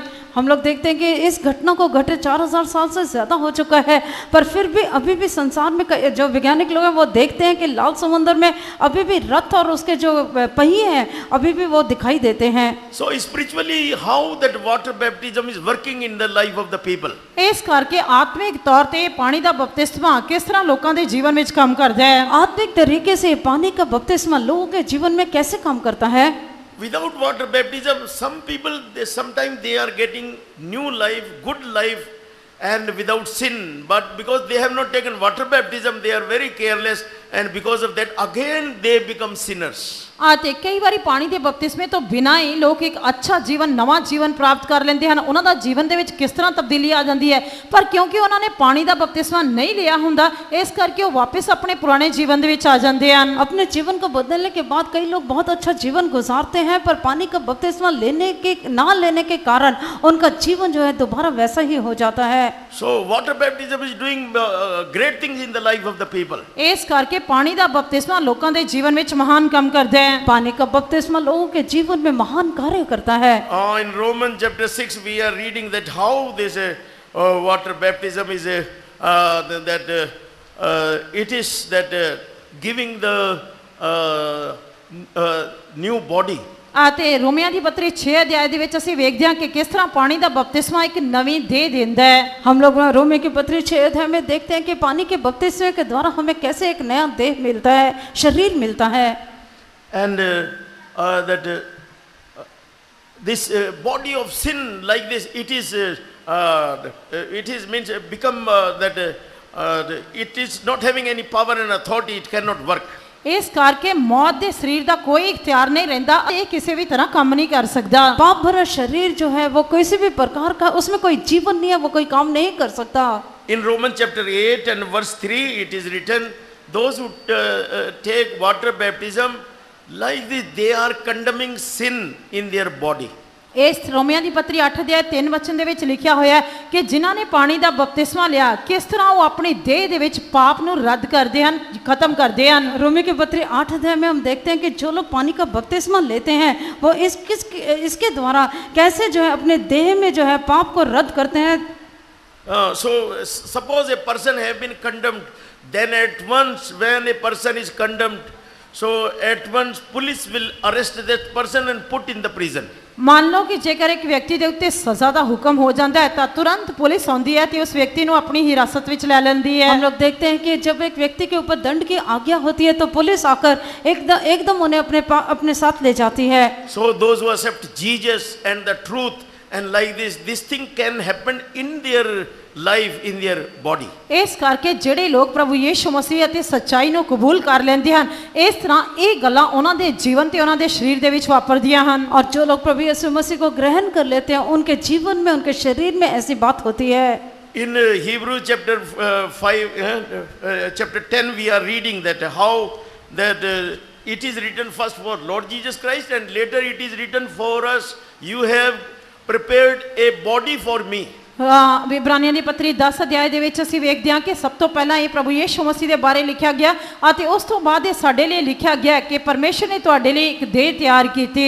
इब्रानियों की पत्री 10 अध्याय में हम लोग देखते हैं कि पहले तो ये प्रभु यीशु मसीह के बारे में लिखा है, उसके बाद हमारे बारे में कहते हैं कि कैसे उसने हमारे लिए एक शरीर को तैयार किया है। If you repent and confess all your sins and you take water baptism, so that you will receive a new body, your body will become a new body to do the will of God. ਜੇਕਰ ਤੁਸੀਂ ਤੋਬਾ ਕਰਕੇ ਆਪਣੇ ਪਾਪਾਂ ਦਾ ਇਕਰਾਰ ਕਰਕੇ ਪਾਣੀ ਦਾ ਬਪਤਿਸਮਾ ਲਓਗੇ ਤਾਂ ਤੁਹਾਨੂੰ ਇੱਕ ਨਵਾਂ ਸਰੀਰ ਦਿੱਤਾ ਜਾਏਗਾ ਅਤੇ ਉਹ ਨਵਾਂ ਸਰੀਰ ਜੋ ਹੈ ਉਹ ਪਰਮੇਸ਼ਰ ਦੀ ਇੱਛਾ ਕਰੇਗਾ। और जब हम अपने पापों का पश्चाताप करके उसको मानने के बाद पानी का बपतिस्मा लेते हैं तब हमें एक नया देह मिलता है और उस नई देह में हम परमेश्वर की मर्जी को पूरा करेंगे। So they see that one day I was hearing this Bible study and one saint of God, they were telling that suppose a lion have been put in the cage. ਤੇ ਇੱਕ ਦਿਨ ਮੈਂ ਇੱਕ ਸੰਤ ਦਾ ਬਾਈਬਲ ਅਧਿਐਨ ਸੁਣ ਰਿਹਾ ਸੀ ਤੇ ਉਸ ਦੇ ਵਿੱਚ ਇਸ ਤਰ੍ਹਾਂ ਦੱਸਿਆ ਗਿਆ ਸੀ ਕਿ ਮੰਨ ਲਓ ਇੱਕ ਸ਼ੇਰ ਨੂੰ ਜੇਕਰ ਪਿੰਜਰੇ ਦੇ ਵਿੱਚ ਪਾਇਆ ਜਾਂਦਾ ਹੈ। और एक पवित्र संत की मैं एक बाइबल अध्ययन सुन रहा था, उन्होंने कहा कि अगर एक शेर को, सिंह को एक पिंजरे में डाल देते हैं and we are not feeding that lion, slowly that lion will die. ਜੇਕਰ ਅਸੀਂ ਉਸ ਸ਼ੇਰ ਦਾ ਪਾਲਣ ਪੋਸ਼ਣ ਨਹੀਂ ਕਰਦੇ, ਉਸ ਨੂੰ ਭੋਜਨ ਨਹੀਂ ਦਿੰਦੇ ਤਾਂ ਹੌਲੀ ਹੌਲੀ ਉਹ ਸ਼ੇਰ ਮਰ ਜਾਏਗਾ। अगर शेर को भोजन नहीं दिया जाता वो धीरे धीरे मर जाएगा। So sin is like a lion and through Lord Jesus Christ and water baptism like this have been arrested and put in the cage, and if you are not feeding this your sin, so slowly this sin will die.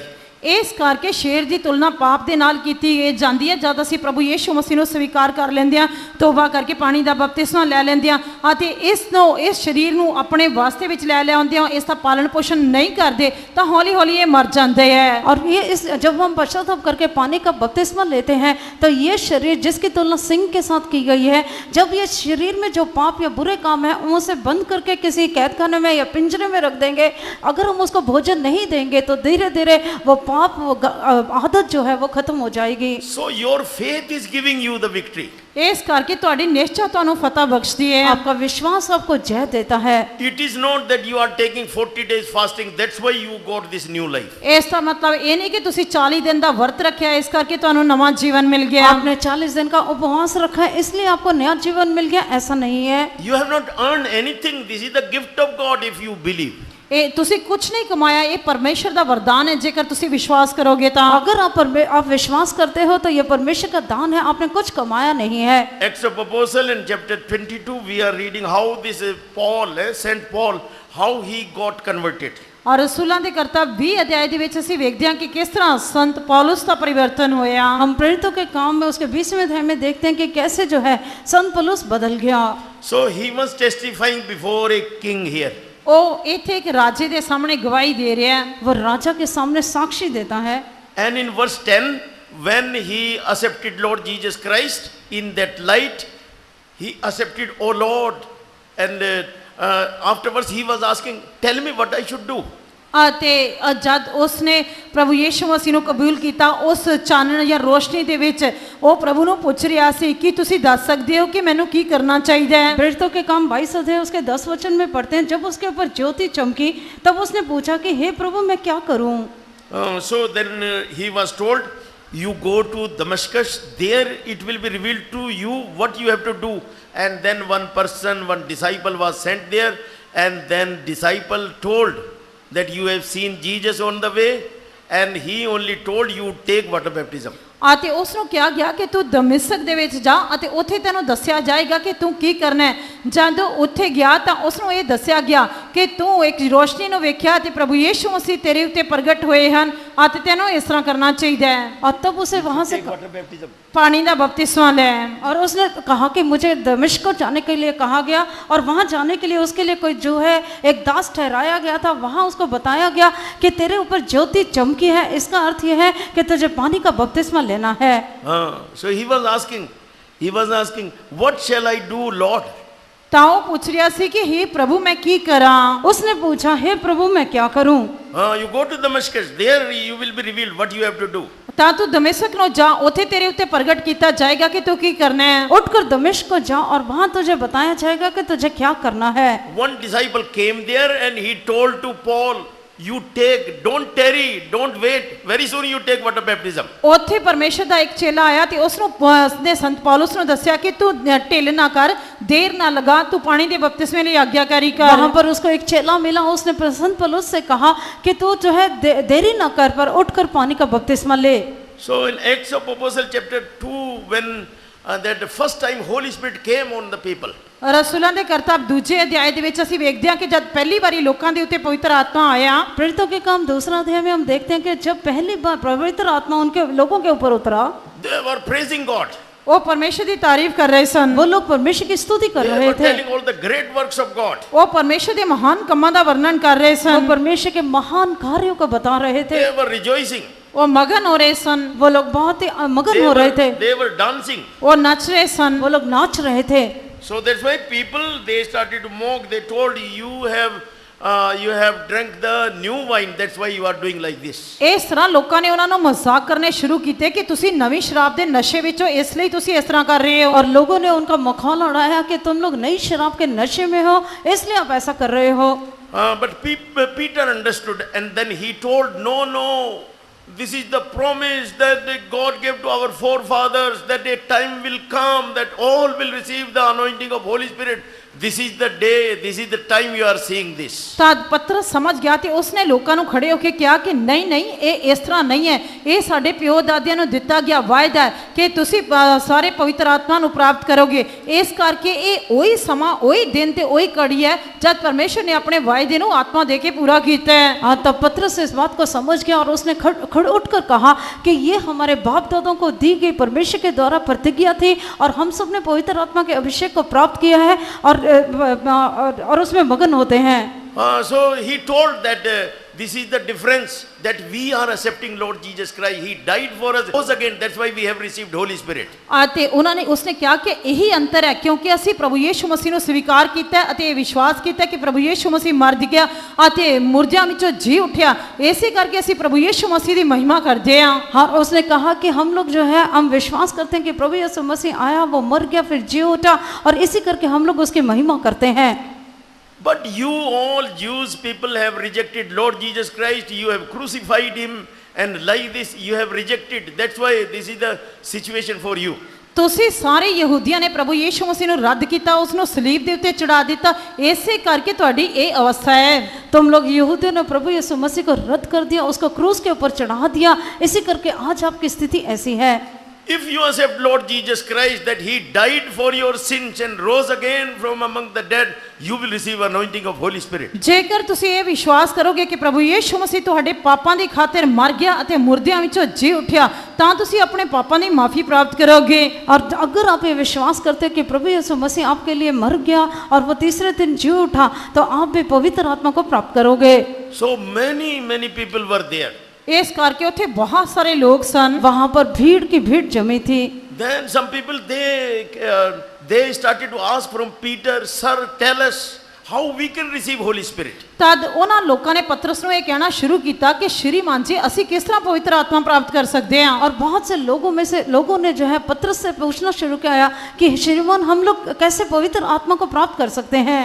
Oh yes, this we were hearing from our forefathers that a day will come when Holy Spirit will come upon the people. Oh yes, this is the time in front of our eyes. So we want to receive this experience. ਇਸ ਕਰਕੇ ਇੱਕ ਸਮਾਂ ਸੀ ਜਦ ਅਸੀਂ ਆਪਣੇ ਪਿਓ ਦਾਦਿਆਂ ਦੇ ਕੋਲੋਂ ਸੁਣਦੇ ਸੀ ਕਿ ਇੱਕ ਦਿਨ ਅਤੇ ਇੱਕ ਸਮਾਂ ਆਏਗਾ ਜਦ ਸਾਰਿਆਂ ਦੇ ਉੱਤੇ ਪਵਿੱਤਰ ਆਤਮਾ ਵਹਾਇਆ ਜਾਏਗਾ। ਇਸ ਕਰਕੇ ਇਹ ਸੱਚਮੁੱਚ ਪਵਿੱਤਰ ਆਤਮਾ ਅੱਜ ਅਸੀਂ ਆਪਣੀਆਂ ਅੱਖਾਂ ਦੇ ਨਾਲ ਦੇਖ ਰਹੇ ਹਾਂ।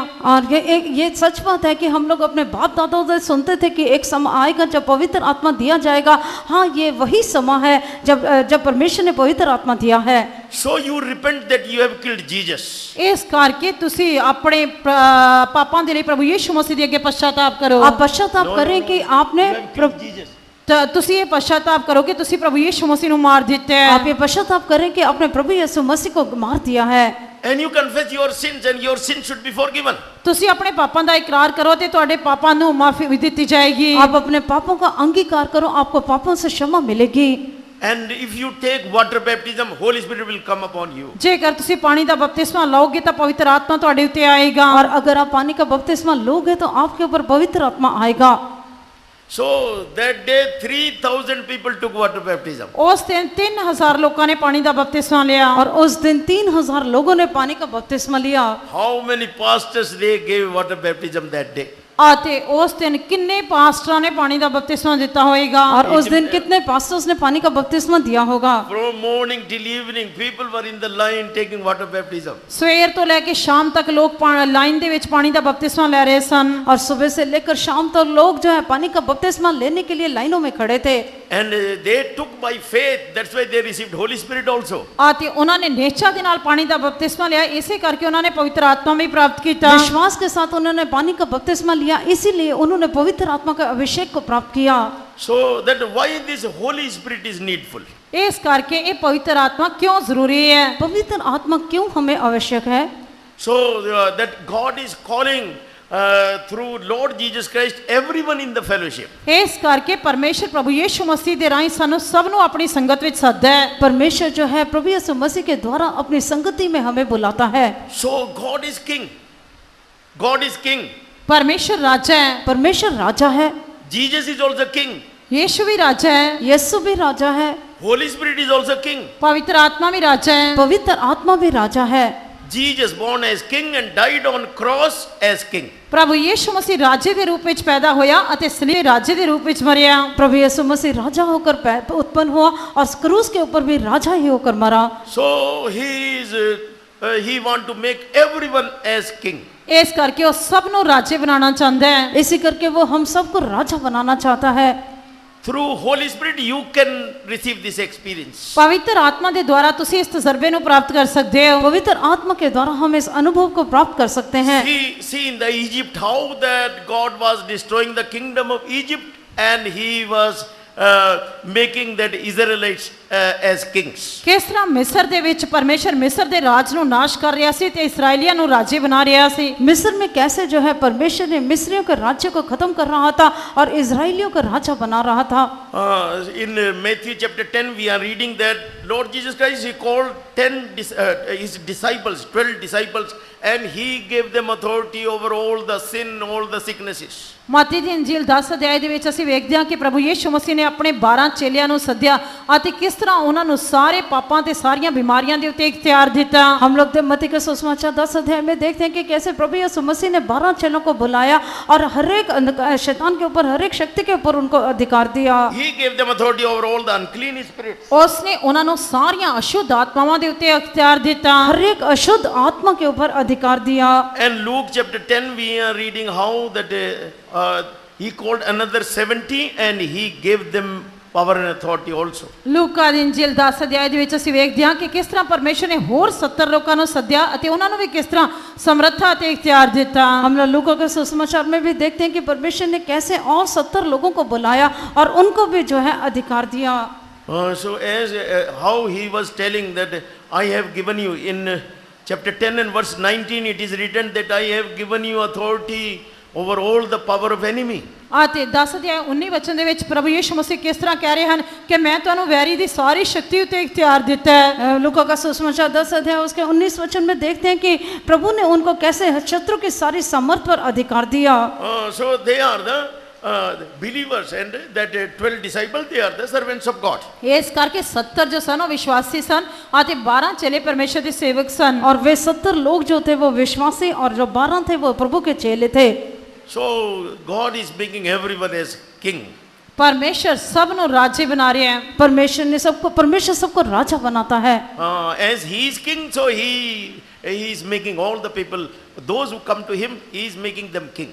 ਜਿਵੇਂ ਕਿ ਉਹ ਰਾਜਾ ਇਸ ਤੇ ਅਤੇ ਉਹ ਸਾਰੇ ਲੋਕਾਂ ਨੂੰ ਜਿਹੜੇ ਵੀ ਉਸ ਦੇ ਕੋਲ ਆਉਂਦੇ ਹਨ ਉਹਨਾਂ ਨੂੰ ਰਾਜਾ ਬਣਾਉਂਦਾ ਹੈ। जैसे वो राजा है और जो लोग भी उसके पास आते हैं उनको भी वो राजा बनाता है। So through Holy Spirit like this you are receiving this experience. ਇਸ ਤਰ੍ਹਾਂ ਪਵਿੱਤਰ ਆਤਮਾ ਦੇ ਰਾਹੀਂ ਤੁਸੀਂ ਇਸ ਤਜਰਬੇ ਨੂੰ ਪ੍ਰਾਪਤ ਕਰਦੇ ਹੋ। पवित्र आत्मा के द्वारा हम लोग इस अनुभव को प्राप्त करते हैं। In Hebrews chapter 12 we are reading that through Lord Jesus Christ how many types of fellowship you are receiving. ਇਬਰਾਨੀਆਂ ਦੀ ਪੱਤਰੀ 12 ਅਧਿਆਇ ਦੇ ਵਿੱਚ ਅਸੀਂ ਪੜ੍ਹਦੇ ਹਾਂ ਕਿ ਪ੍ਰਭੂ ਯੀਸ਼ੂ ਮਸੀਹ ਦੇ ਰਾਹੀਂ ਅਸੀਂ ਕਿੰਨੇ ਪ੍ਰਕਾਰ ਦੀ ਸੰਗਤ ਪ੍ਰਾਪਤ ਕਰਦੇ ਹਾਂ। इब्रानियों की पत्री 12 अध्याय में हम लोग पढ़ते हैं कि प्रभु यीशु मसीह के द्वारा हम लोग कितने प्रकार के सामर्थ को प्राप्त करते हैं। So we are receiving the fellowship of heavenly Jerusalem and Zion. ਸਾਡੀ ਸਵਰਗੀ ਸਿਯੋਨ ਅਤੇ ਯਰੂਸ਼ਲਮ ਦੇ ਵਿੱਚ ਸਾਡੀ ਉਸ ਦੇ ਨਾਲ ਸੰਗਤ ਹੈ। स्वर्गीय यरूशलेम में और सिय्योन में उसके साथ हमारी संगति है। And we are receiving the fellowship of millions of angels. ਅਤੇ ਲੱਖਾਂ ਦੂਤਾਂ ਦੇ ਨਾਲ ਸਾਡੀ ਸੰਗਤ ਹੈ। और लाखों स्वर्गदूतों के साथ हमारी संगति है। And we are receiving the fellowship of the firstborn of the general assembly of God. ਅਤੇ ਪਰਮੇਸ਼ਰ ਦੀ ਕਲੀਸਿਆ ਦੇ ਪਲੋਠਿਆਂ ਦੇ ਨਾਲ ਸਾਡੀ ਸੰਗਤ ਹੈ। और जो है पहलौठों की साधारण सभा और कलीसिया में हमारी संगति है। And like this we are receiving the fellowship with the blood of Jesus. ਅਤੇ ਇਸ ਤਰ੍ਹਾਂ ਸਾਡੀ ਪ੍ਰਭੂ ਯੀਸ਼ੂ ਮਸੀਹ ਦੇ ਲਹੂ ਦੇ ਨਾਲ ਸੰਗਤ ਹੈ। और प्रभु यीशु मसीह के लहू के साथ हमारी संगति है।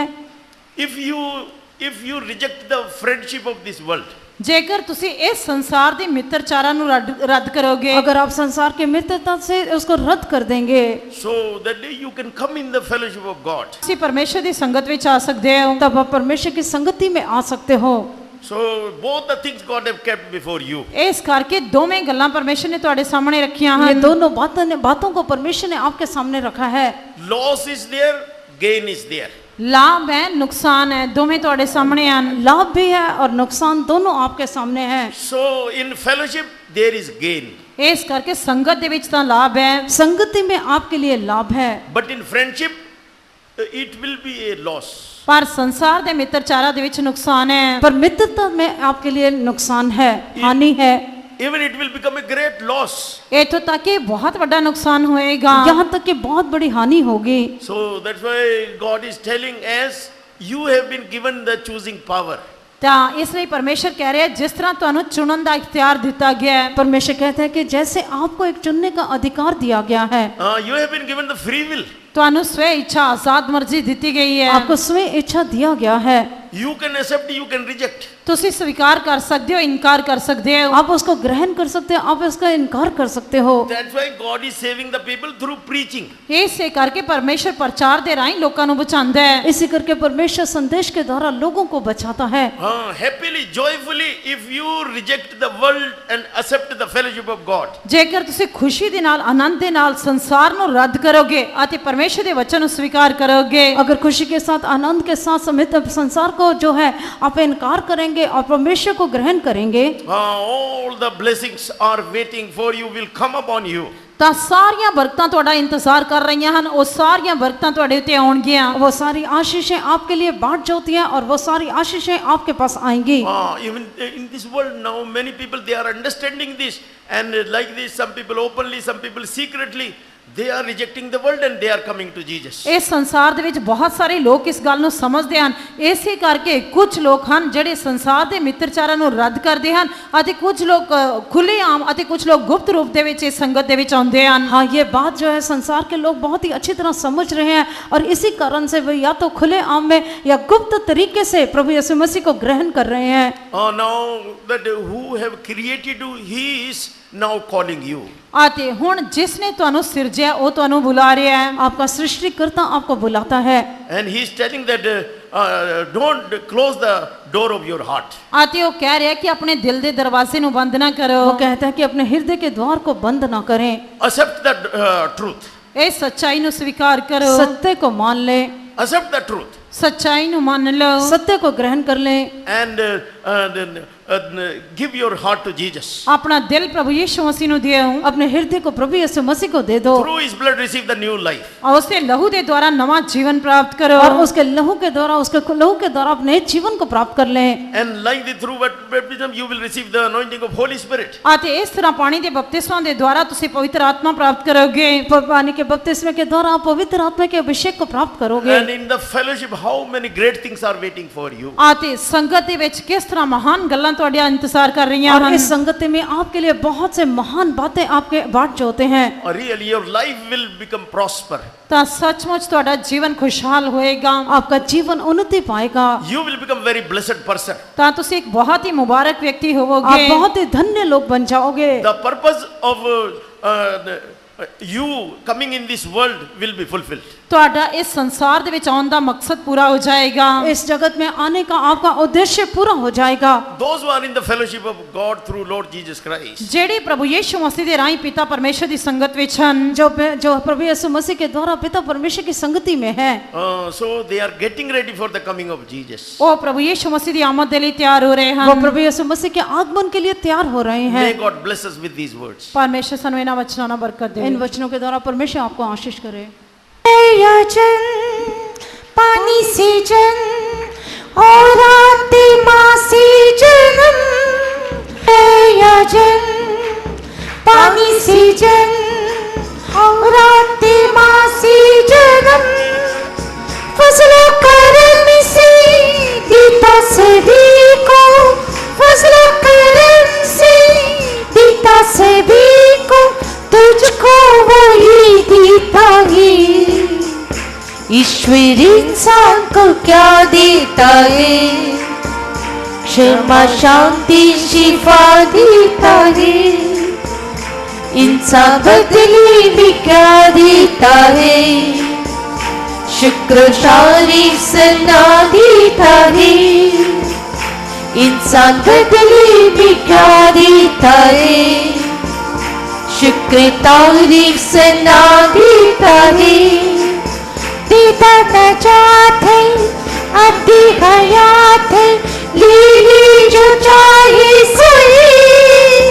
दीदा नजात है अभी हयात है लीली जो चाहे कोई।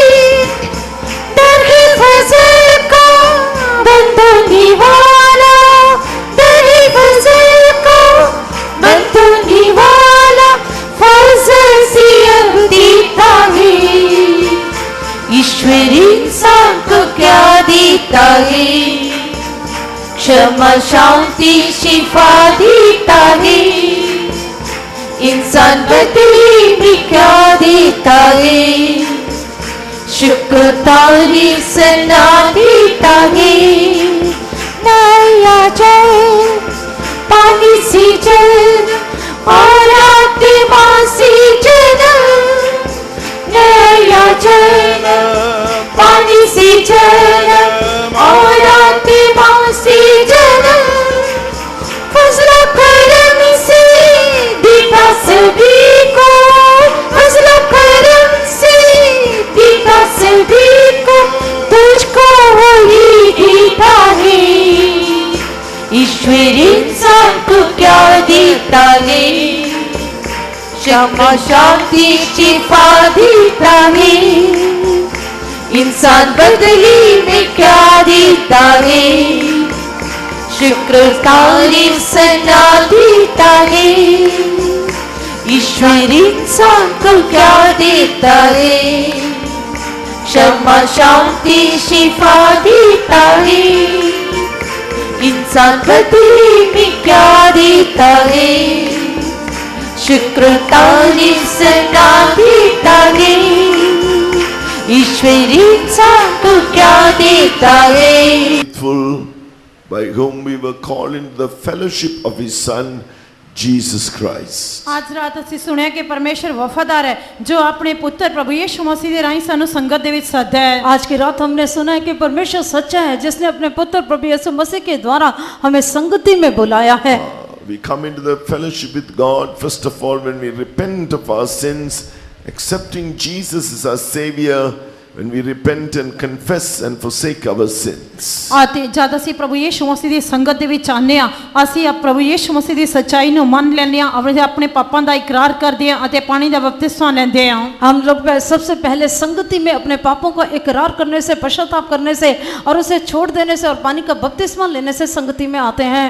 Then when we obey His commandments, taking His yoke upon us, we are together with Jesus, bearing the yoke and doing the will of God. ਜਦ ਅਸੀਂ ਉਸ ਦੇ ਹੁਕਮ ਨੂੰ ਮੰਨਦੇ ਹੋਏ ਆਪਣੇ ਉੱਪਰ ਪ੍ਰਭੂ ਦਾ ਝੂਲਾ ਲੈ ਲੈਂਦੇ ਹਾਂ ਤਾਂ ਅਸੀਂ ਪ੍ਰਭੂ ਦੇ ਨਾਲ ਉਸ ਦੇ ਝੂਲੇ ਦੇ ਵਿੱਚ ਇੱਕ ਹੋ ਕੇ ਉਸ ਦੀ ਸੰਗਤ ਦੇ ਵਿੱਚ ਆ ਜਾਂਦੇ ਹਾਂ। जब हम प्रभु की आज्ञा की पालना करते हुए जब हम उसके जुए को अपने ऊपर उठाते हैं, प्रभु यीशु मसीह के साथ उसकी संगति के साथ हम लोग उसके जुए को उठाने के द्वारा उसके साथ संगति में आ जाते हैं। And the real experience of fellowship comes when we are baptized in the Holy Spirit with the evidence of speaking in tongues. जब ਅਸੀਂ ਪਵਿੱਤਰ ਆਤਮਾ ਦਾ ਬਪਤਿਸਮਾ ਪ੍ਰਾਪਤ ਕਰਦੇ ਹਾਂ ਗੈਰ ਜ਼ੁਬਾਨ ਦੇ ਨਿਸ਼ਾਨ ਦੇ ਨਾਲ ਤਾਂ ਉਸ ਸਮੇਂ ਅਸੀਂ ਅਸਲੀ ਸਹੀ ਸੰਗਤ ਦੇ ਵਿੱਚ ਆਉਂਦੇ ਹਾਂ। जब हम पवित्र आत्मा का अभिषेक अन्य भाषा के द्वारा जो है प्राप्त करते हैं तब हम असली संगत सत्य संगति में आ जाते हैं। Lord Jesus said, at that day you shall know I am in my Father, you in me and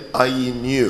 ਪ੍ਰਭੂ ਯਿਸੂ ਮਸੀਹ ਨੇ ਕਿਹਾ ਕਿ ਉਸ ਦਿਨ ਤੁਸੀਂ ਜਾਣੋਗੇ ਮੈਂ ਆਪਣੇ ਪਿਤਾ ਵਿੱਚ, ਤੁਸੀਂ ਮੇਰੇ ਵਿੱਚ ਅਤੇ ਮੈਂ ਤੁਹਾਡੇ ਵਿੱਚ ਹੋਵਾਂਗਾ। प्रभु यीशु मसीह कहते हैं कि तब उस दिन तुम जानोगे कि मैं पिता में हूँ और मैं तुम मुझ में हो।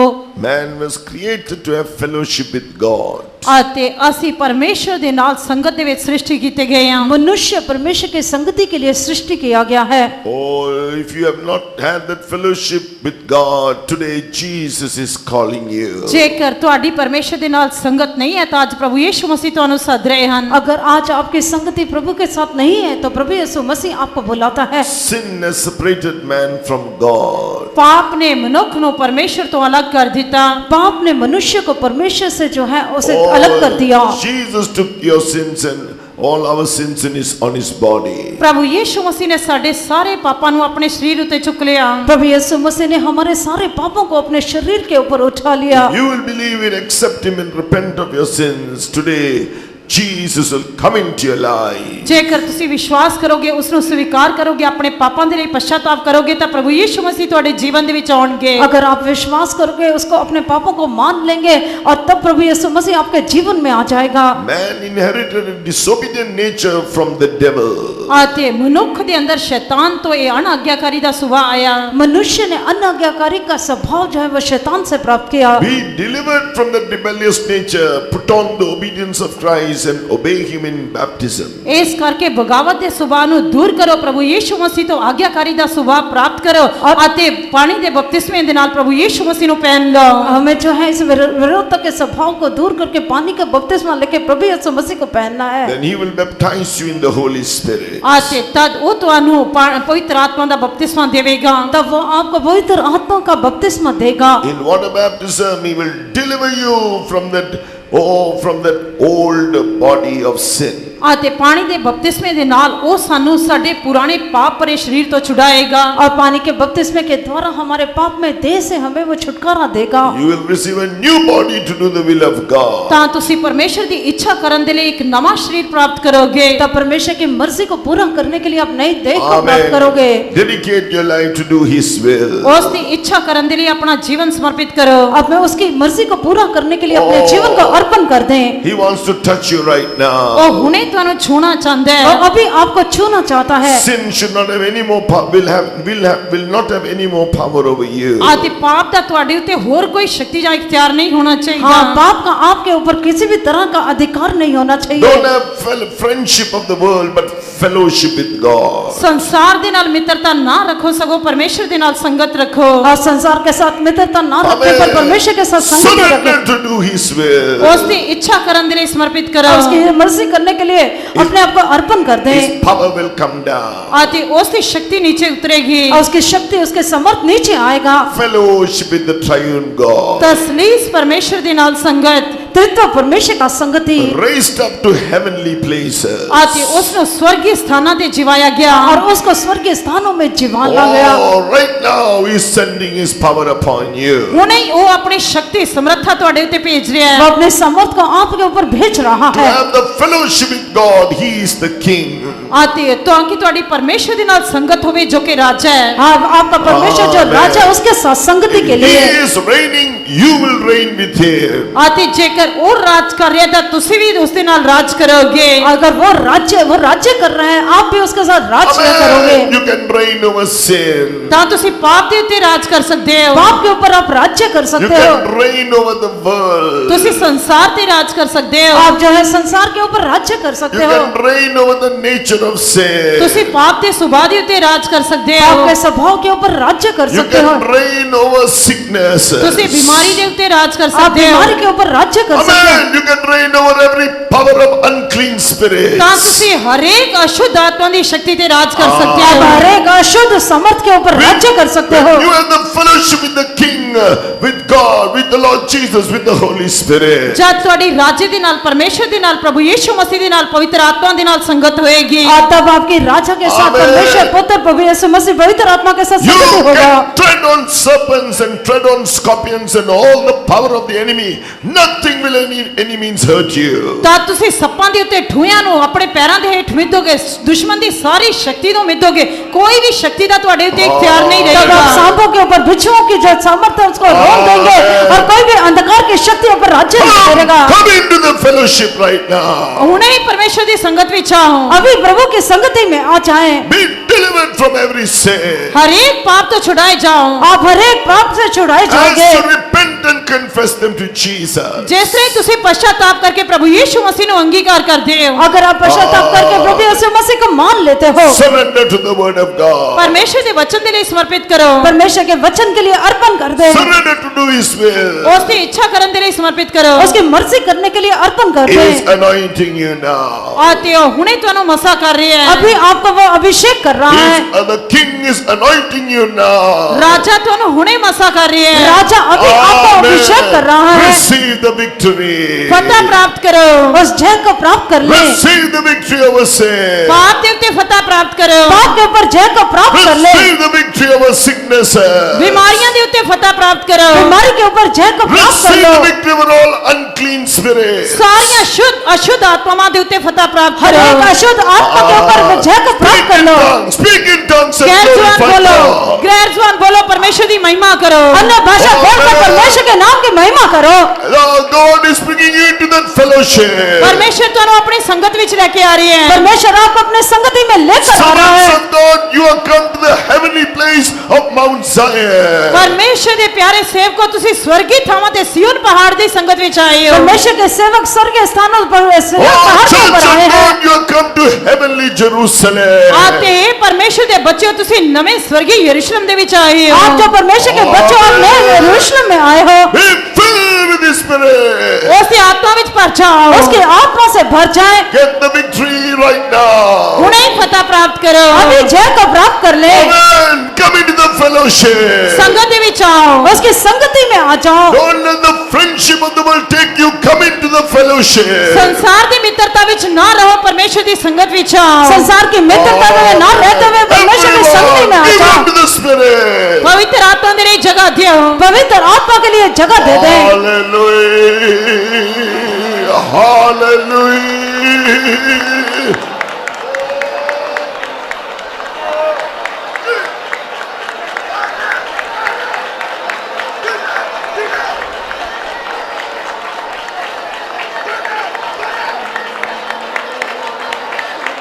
Remember, he called 10 disciples, 10 apostles. Aate- He called the 12 apostles. ਯਾਦ ਰੱਖੋ ਪਰਮੇਸ਼ਰ ਨੇ 12 ਚੇਲਿਆਂ ਨੂੰ ਸੱਦਿਆ और जब प्रभु ने 12 चेलों को बुलाया He gave them power and authority to over all unclean spirits. ਉਸਨੇ ਉਹਨਾਂ ਨੂੰ ਸਾਰੇ ਅਸ਼ੁੱਧ ਆਤਮਾਵਾਂ ਦੇ ਉੱਤੇ ਸਮਰੱਥਾ ਤੇ ਇਖਤਿਆਰ ਦਿੱਤਾ उसने सारी अशुद्ध आत्माओं के ऊपर उसने अधिकार और Gave सामर्थ them दिया power to cure all manner of sicknesses and all diseases. ਅਤੇ ਉਹਨਾਂ ਨੂੰ ਸਭ ਪ੍ਰਕਾਰ ਦੀਆਂ ਬਿਮਾਰੀਆਂ ਤੇ ਮਾਂਦੀਆਂ ਤੋਂ ਚੰਗੇ ਕਰਨ ਦਾ ਇਖਤਿਆਰ ਦਿੱਤਾ सारे प्रकार के रोगियों और बीमार लोगों को चंगा करने का अधिकार And he दिया called 70 disciples like the believers. ਅਤੇ ਉਹ 70 ਚੇਲੇ ਜੋ ਕਿ ਵਿਸ਼ਵਾਸੀਆਂ ਨੂੰ ਦਰਸਾਉਂਦੇ ਹਨ उसने 70 चेलों जो विश्वासी And कहलाते हैं likewise gave them the power and authority.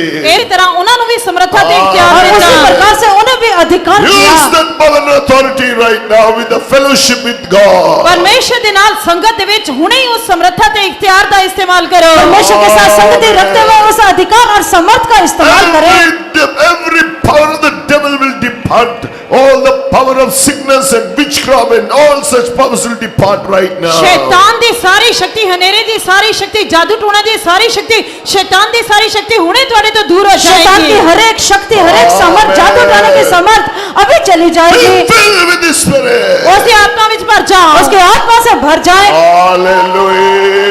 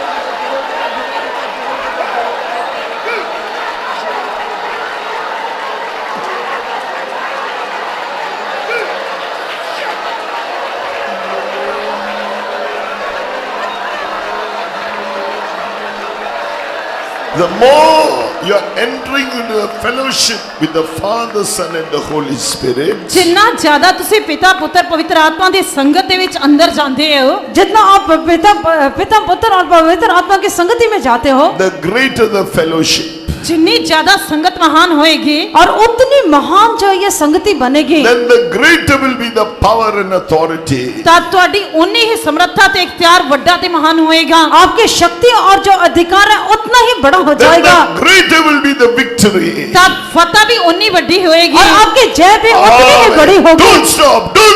Be filled with the Spirit. ਇਸ ਕਰਕੇ ਉਸੇ ਆਤਮਾ ਵਿੱਚ ਭਰ ਜਾਓ, ਉਸੇ ਆਤਮਾ ਵਿੱਚ ਭਰ ਜਾਓ। इस करके रुके नहीं, पर उसके आत्मा में भर जाए, आत्मा में भर जाए, Rebuke the devil. ਉਸੇ ਆਤਮਾ ਵਿੱਚ ਭਰ ਜਾਓ। उसकी आत्मा में भर के शैतान को डांटे, Rebuke the spirit of sickness. बीमारी की शक्ति ਨੂੰ ਡਾਂਟੋ, बीमारी की शक्ति को डांटे, Rebuke the spirit of the world. ਸੰਸਾਰ ਦੀ ਆਤਮਾ ਨੂੰ ਡਾਂਟੋ। संसार की आत्मा को डांटे, In Jesus' name. ਪ੍ਰਭੂ ਯੀਸ਼ੂ ਮਸੀਹ ਦੇ ਨਾਮ ਵਿੱਚ, प्रभु यीशु मसीह के नाम में, In Jesus' name. ਪ੍ਰਭੂ ਯੀਸ਼ੂ ਮਸੀਹ ਦੇ ਨਾਮ ਵਿੱਚ, यीशु के नाम में, Victory in Jesus' ਪ੍ਰਭੂ name. ਯੀਸ਼ੂ ਮਸੀਹ ਦੇ ਨਾਮ ਵਿੱਚ ਫਤਿਹ। यीशु के नाम में जय है। Amen.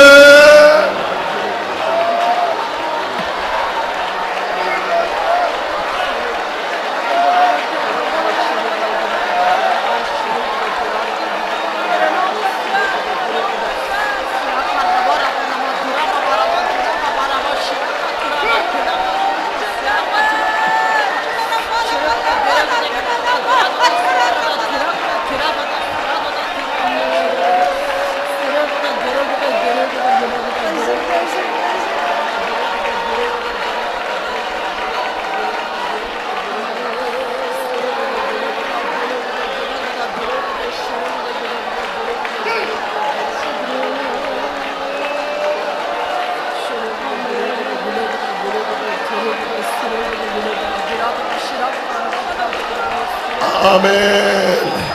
For the fellowship God has given us tonight. आज रात परमेश्वर ने ਸਾਨੂੰ जो संगत ਦਿੱਤੀ, आज की रात जो प्रभु ने हमें संगति दिया है, Cleansing us from our sins as we repented. आज ਤੇ ਉਸਨੇ ਸਾਨੂੰ ਪਾਪ ਤੋਂ ਜਿਉਂ ਹੀ ਅਸੀਂ ਤੋਬਾ ਕੀਤੀ, ਪਾਪ ਤੋਂ ਸ਼ੁੱਧ ਕੀਤਾ।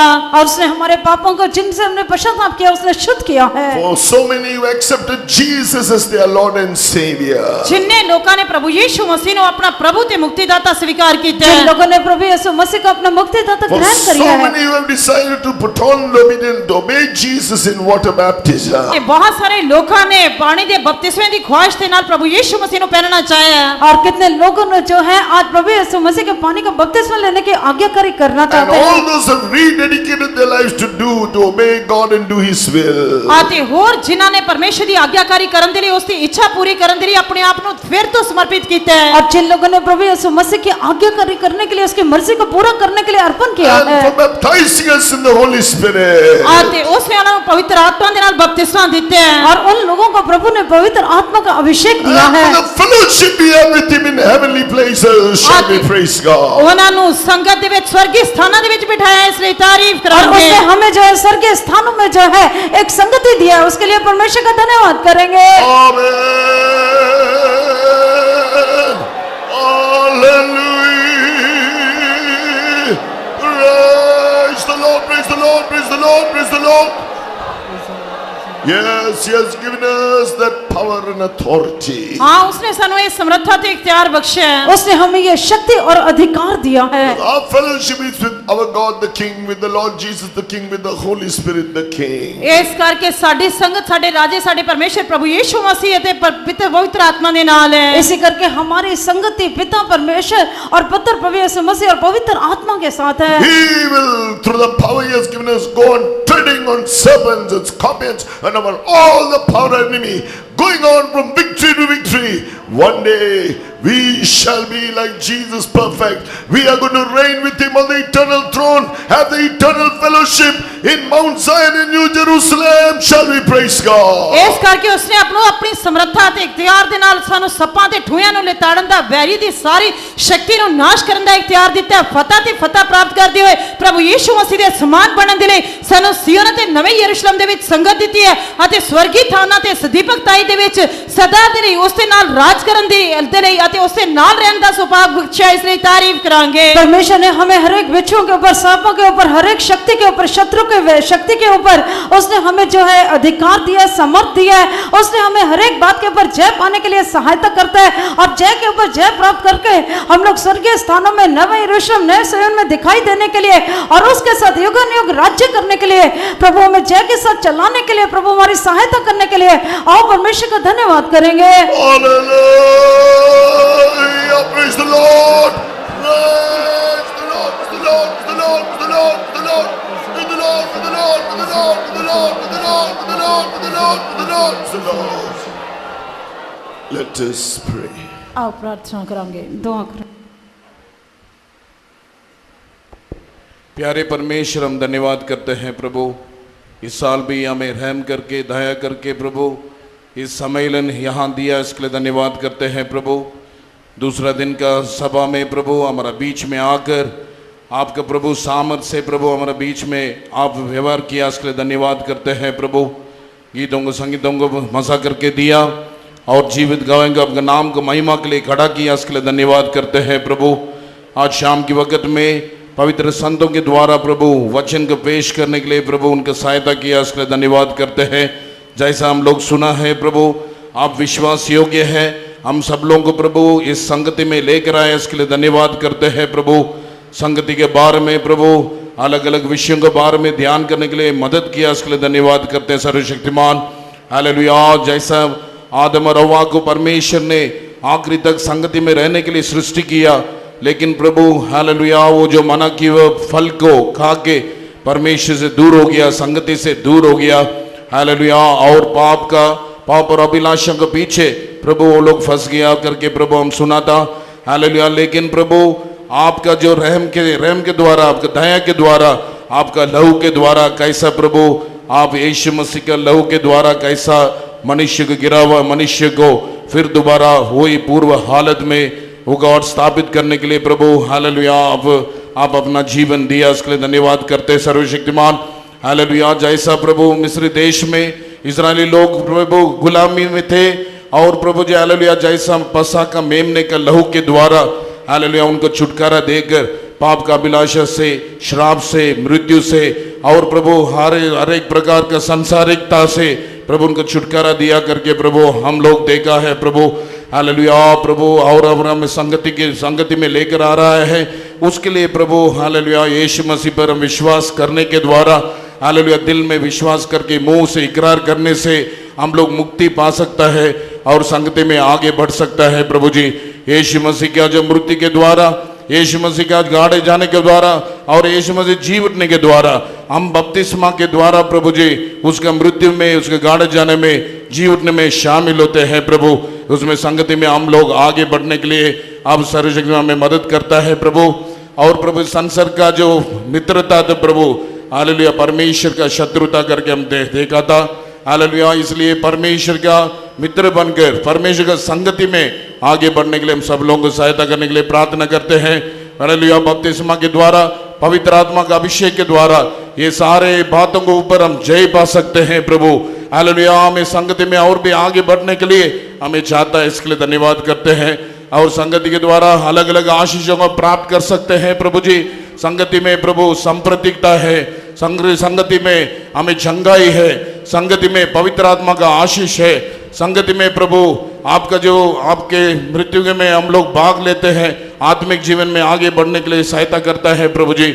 और आखिरी में प्रभु आपका आगमन के लिए भी हम सीधे तैयार हो सकते हैं। हमें अधिकार और सामर्थ पवित्र आत्मा के द्वारा दिया है, उस अधिकार में आगे बढ़ने के लिए हम सब लोगों को सहायता कर दे। जैसा 12 चेले लोगों को आपने अधिकार और सामर्थ दिया, सारे शत्रु के ऊपर अधिकार दिया, सारे मृत्यु के ऊपर और सारे बीमारी के ऊपर अधिकार दिया और 70 लोगों को भी आपने अधिकार और सामर्थ दिया हालेलुया। वचन के द्वारा, बहुमूल्य वचन के द्वारा हमारे साथ बात किया। इस संगति में आगे बढ़कर आपका आगमन के लिए हम सब लोगों को सिद्ध तैयार कर दे।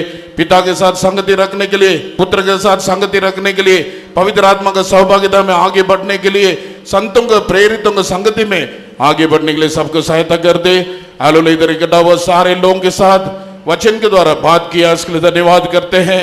आपने पेश करने वाला वचन को पेश करने वाले दास को भी अभिषेक करके इस्तेमाल किया, इसके लिए धन्यवाद करते हैं। अभी भी प्रभु जो जो लोग बीमारी से आए हैं उनका छू कर छंगाई देके शिफा देकर प्रभु हालेलुया आरोग्य के साथ इधर से जाने के लिए मदद कर दे। नाम को महिमा कर, सारी मीटिंग को बोझ उठाकर आशीष दिया, सब जलाल महिमा प्रिंस साहब को ही देते हैं। प्रभु यीशु मसीह के नाम से मांगते सुनो और ग्रहण कर। Amen. Now may the grace of our Lord Jesus Christ, the love of God the Father, and the sweet fellowship of the Holy Spirit rest and abide with each and every one of us until Jesus appears in all his glory. Amen. Hallelujah. God bless you all. Servants of God, please be seated and remain in prayer on the stage.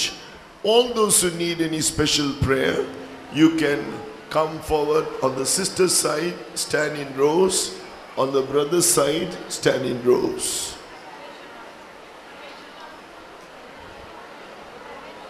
ਤੁਹਾਨੂੰ ਸਭ ਨੂੰ ਬਰਕਤ ਦੇਵੇ। ਪਰਮੇਸ਼ਰ ਦੇ ਸੇਵਕ ਸਾਰੇ stage ਤੇ ਬੈਠ ਜਾਓ। ਉਹ ਸਾਰੇ ਪ੍ਰਾਰਥਨਾ ਦੇ ਵਿੱਚ ਰਹੋ।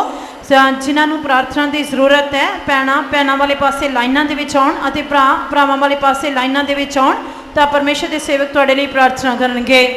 Pastors will come and pray for you, but brothers, please help to organize the brothers, sisters, organize the sisters. Pastors ਕਿਰਪਾ ਕਰਕੇ ਆ ਕੇ ਪ੍ਰਾਰਥਨਾ ਕਰਨਗੇ ਅਤੇ ਬ੍ਰਦਰਸ ਭਰਾਵਾਂ ਵਾਲੇ ਪਾਸੇ ਉਹਨਾਂ ਨੂੰ ਲਾਈਨਾਂ ਦੇ ਵਿੱਚ ਖੜੇ ਕਰੋ। ਭੈਣਾਂ ਵਾਲੇ ਪਾਸੇ ਸਿਸਟਰਸ ਜਾ ਕੇ ਉਹਨਾਂ ਨੂੰ ਲਾਈਨਾਂ ਵਿੱਚ ਖੜਾ ਕਰੋ। सारी रोगों को जो करता दूर यीशु तेरे पास खड़ा, सारी रोगों को जो करता दूर यीशु तेरे पास खड़ा।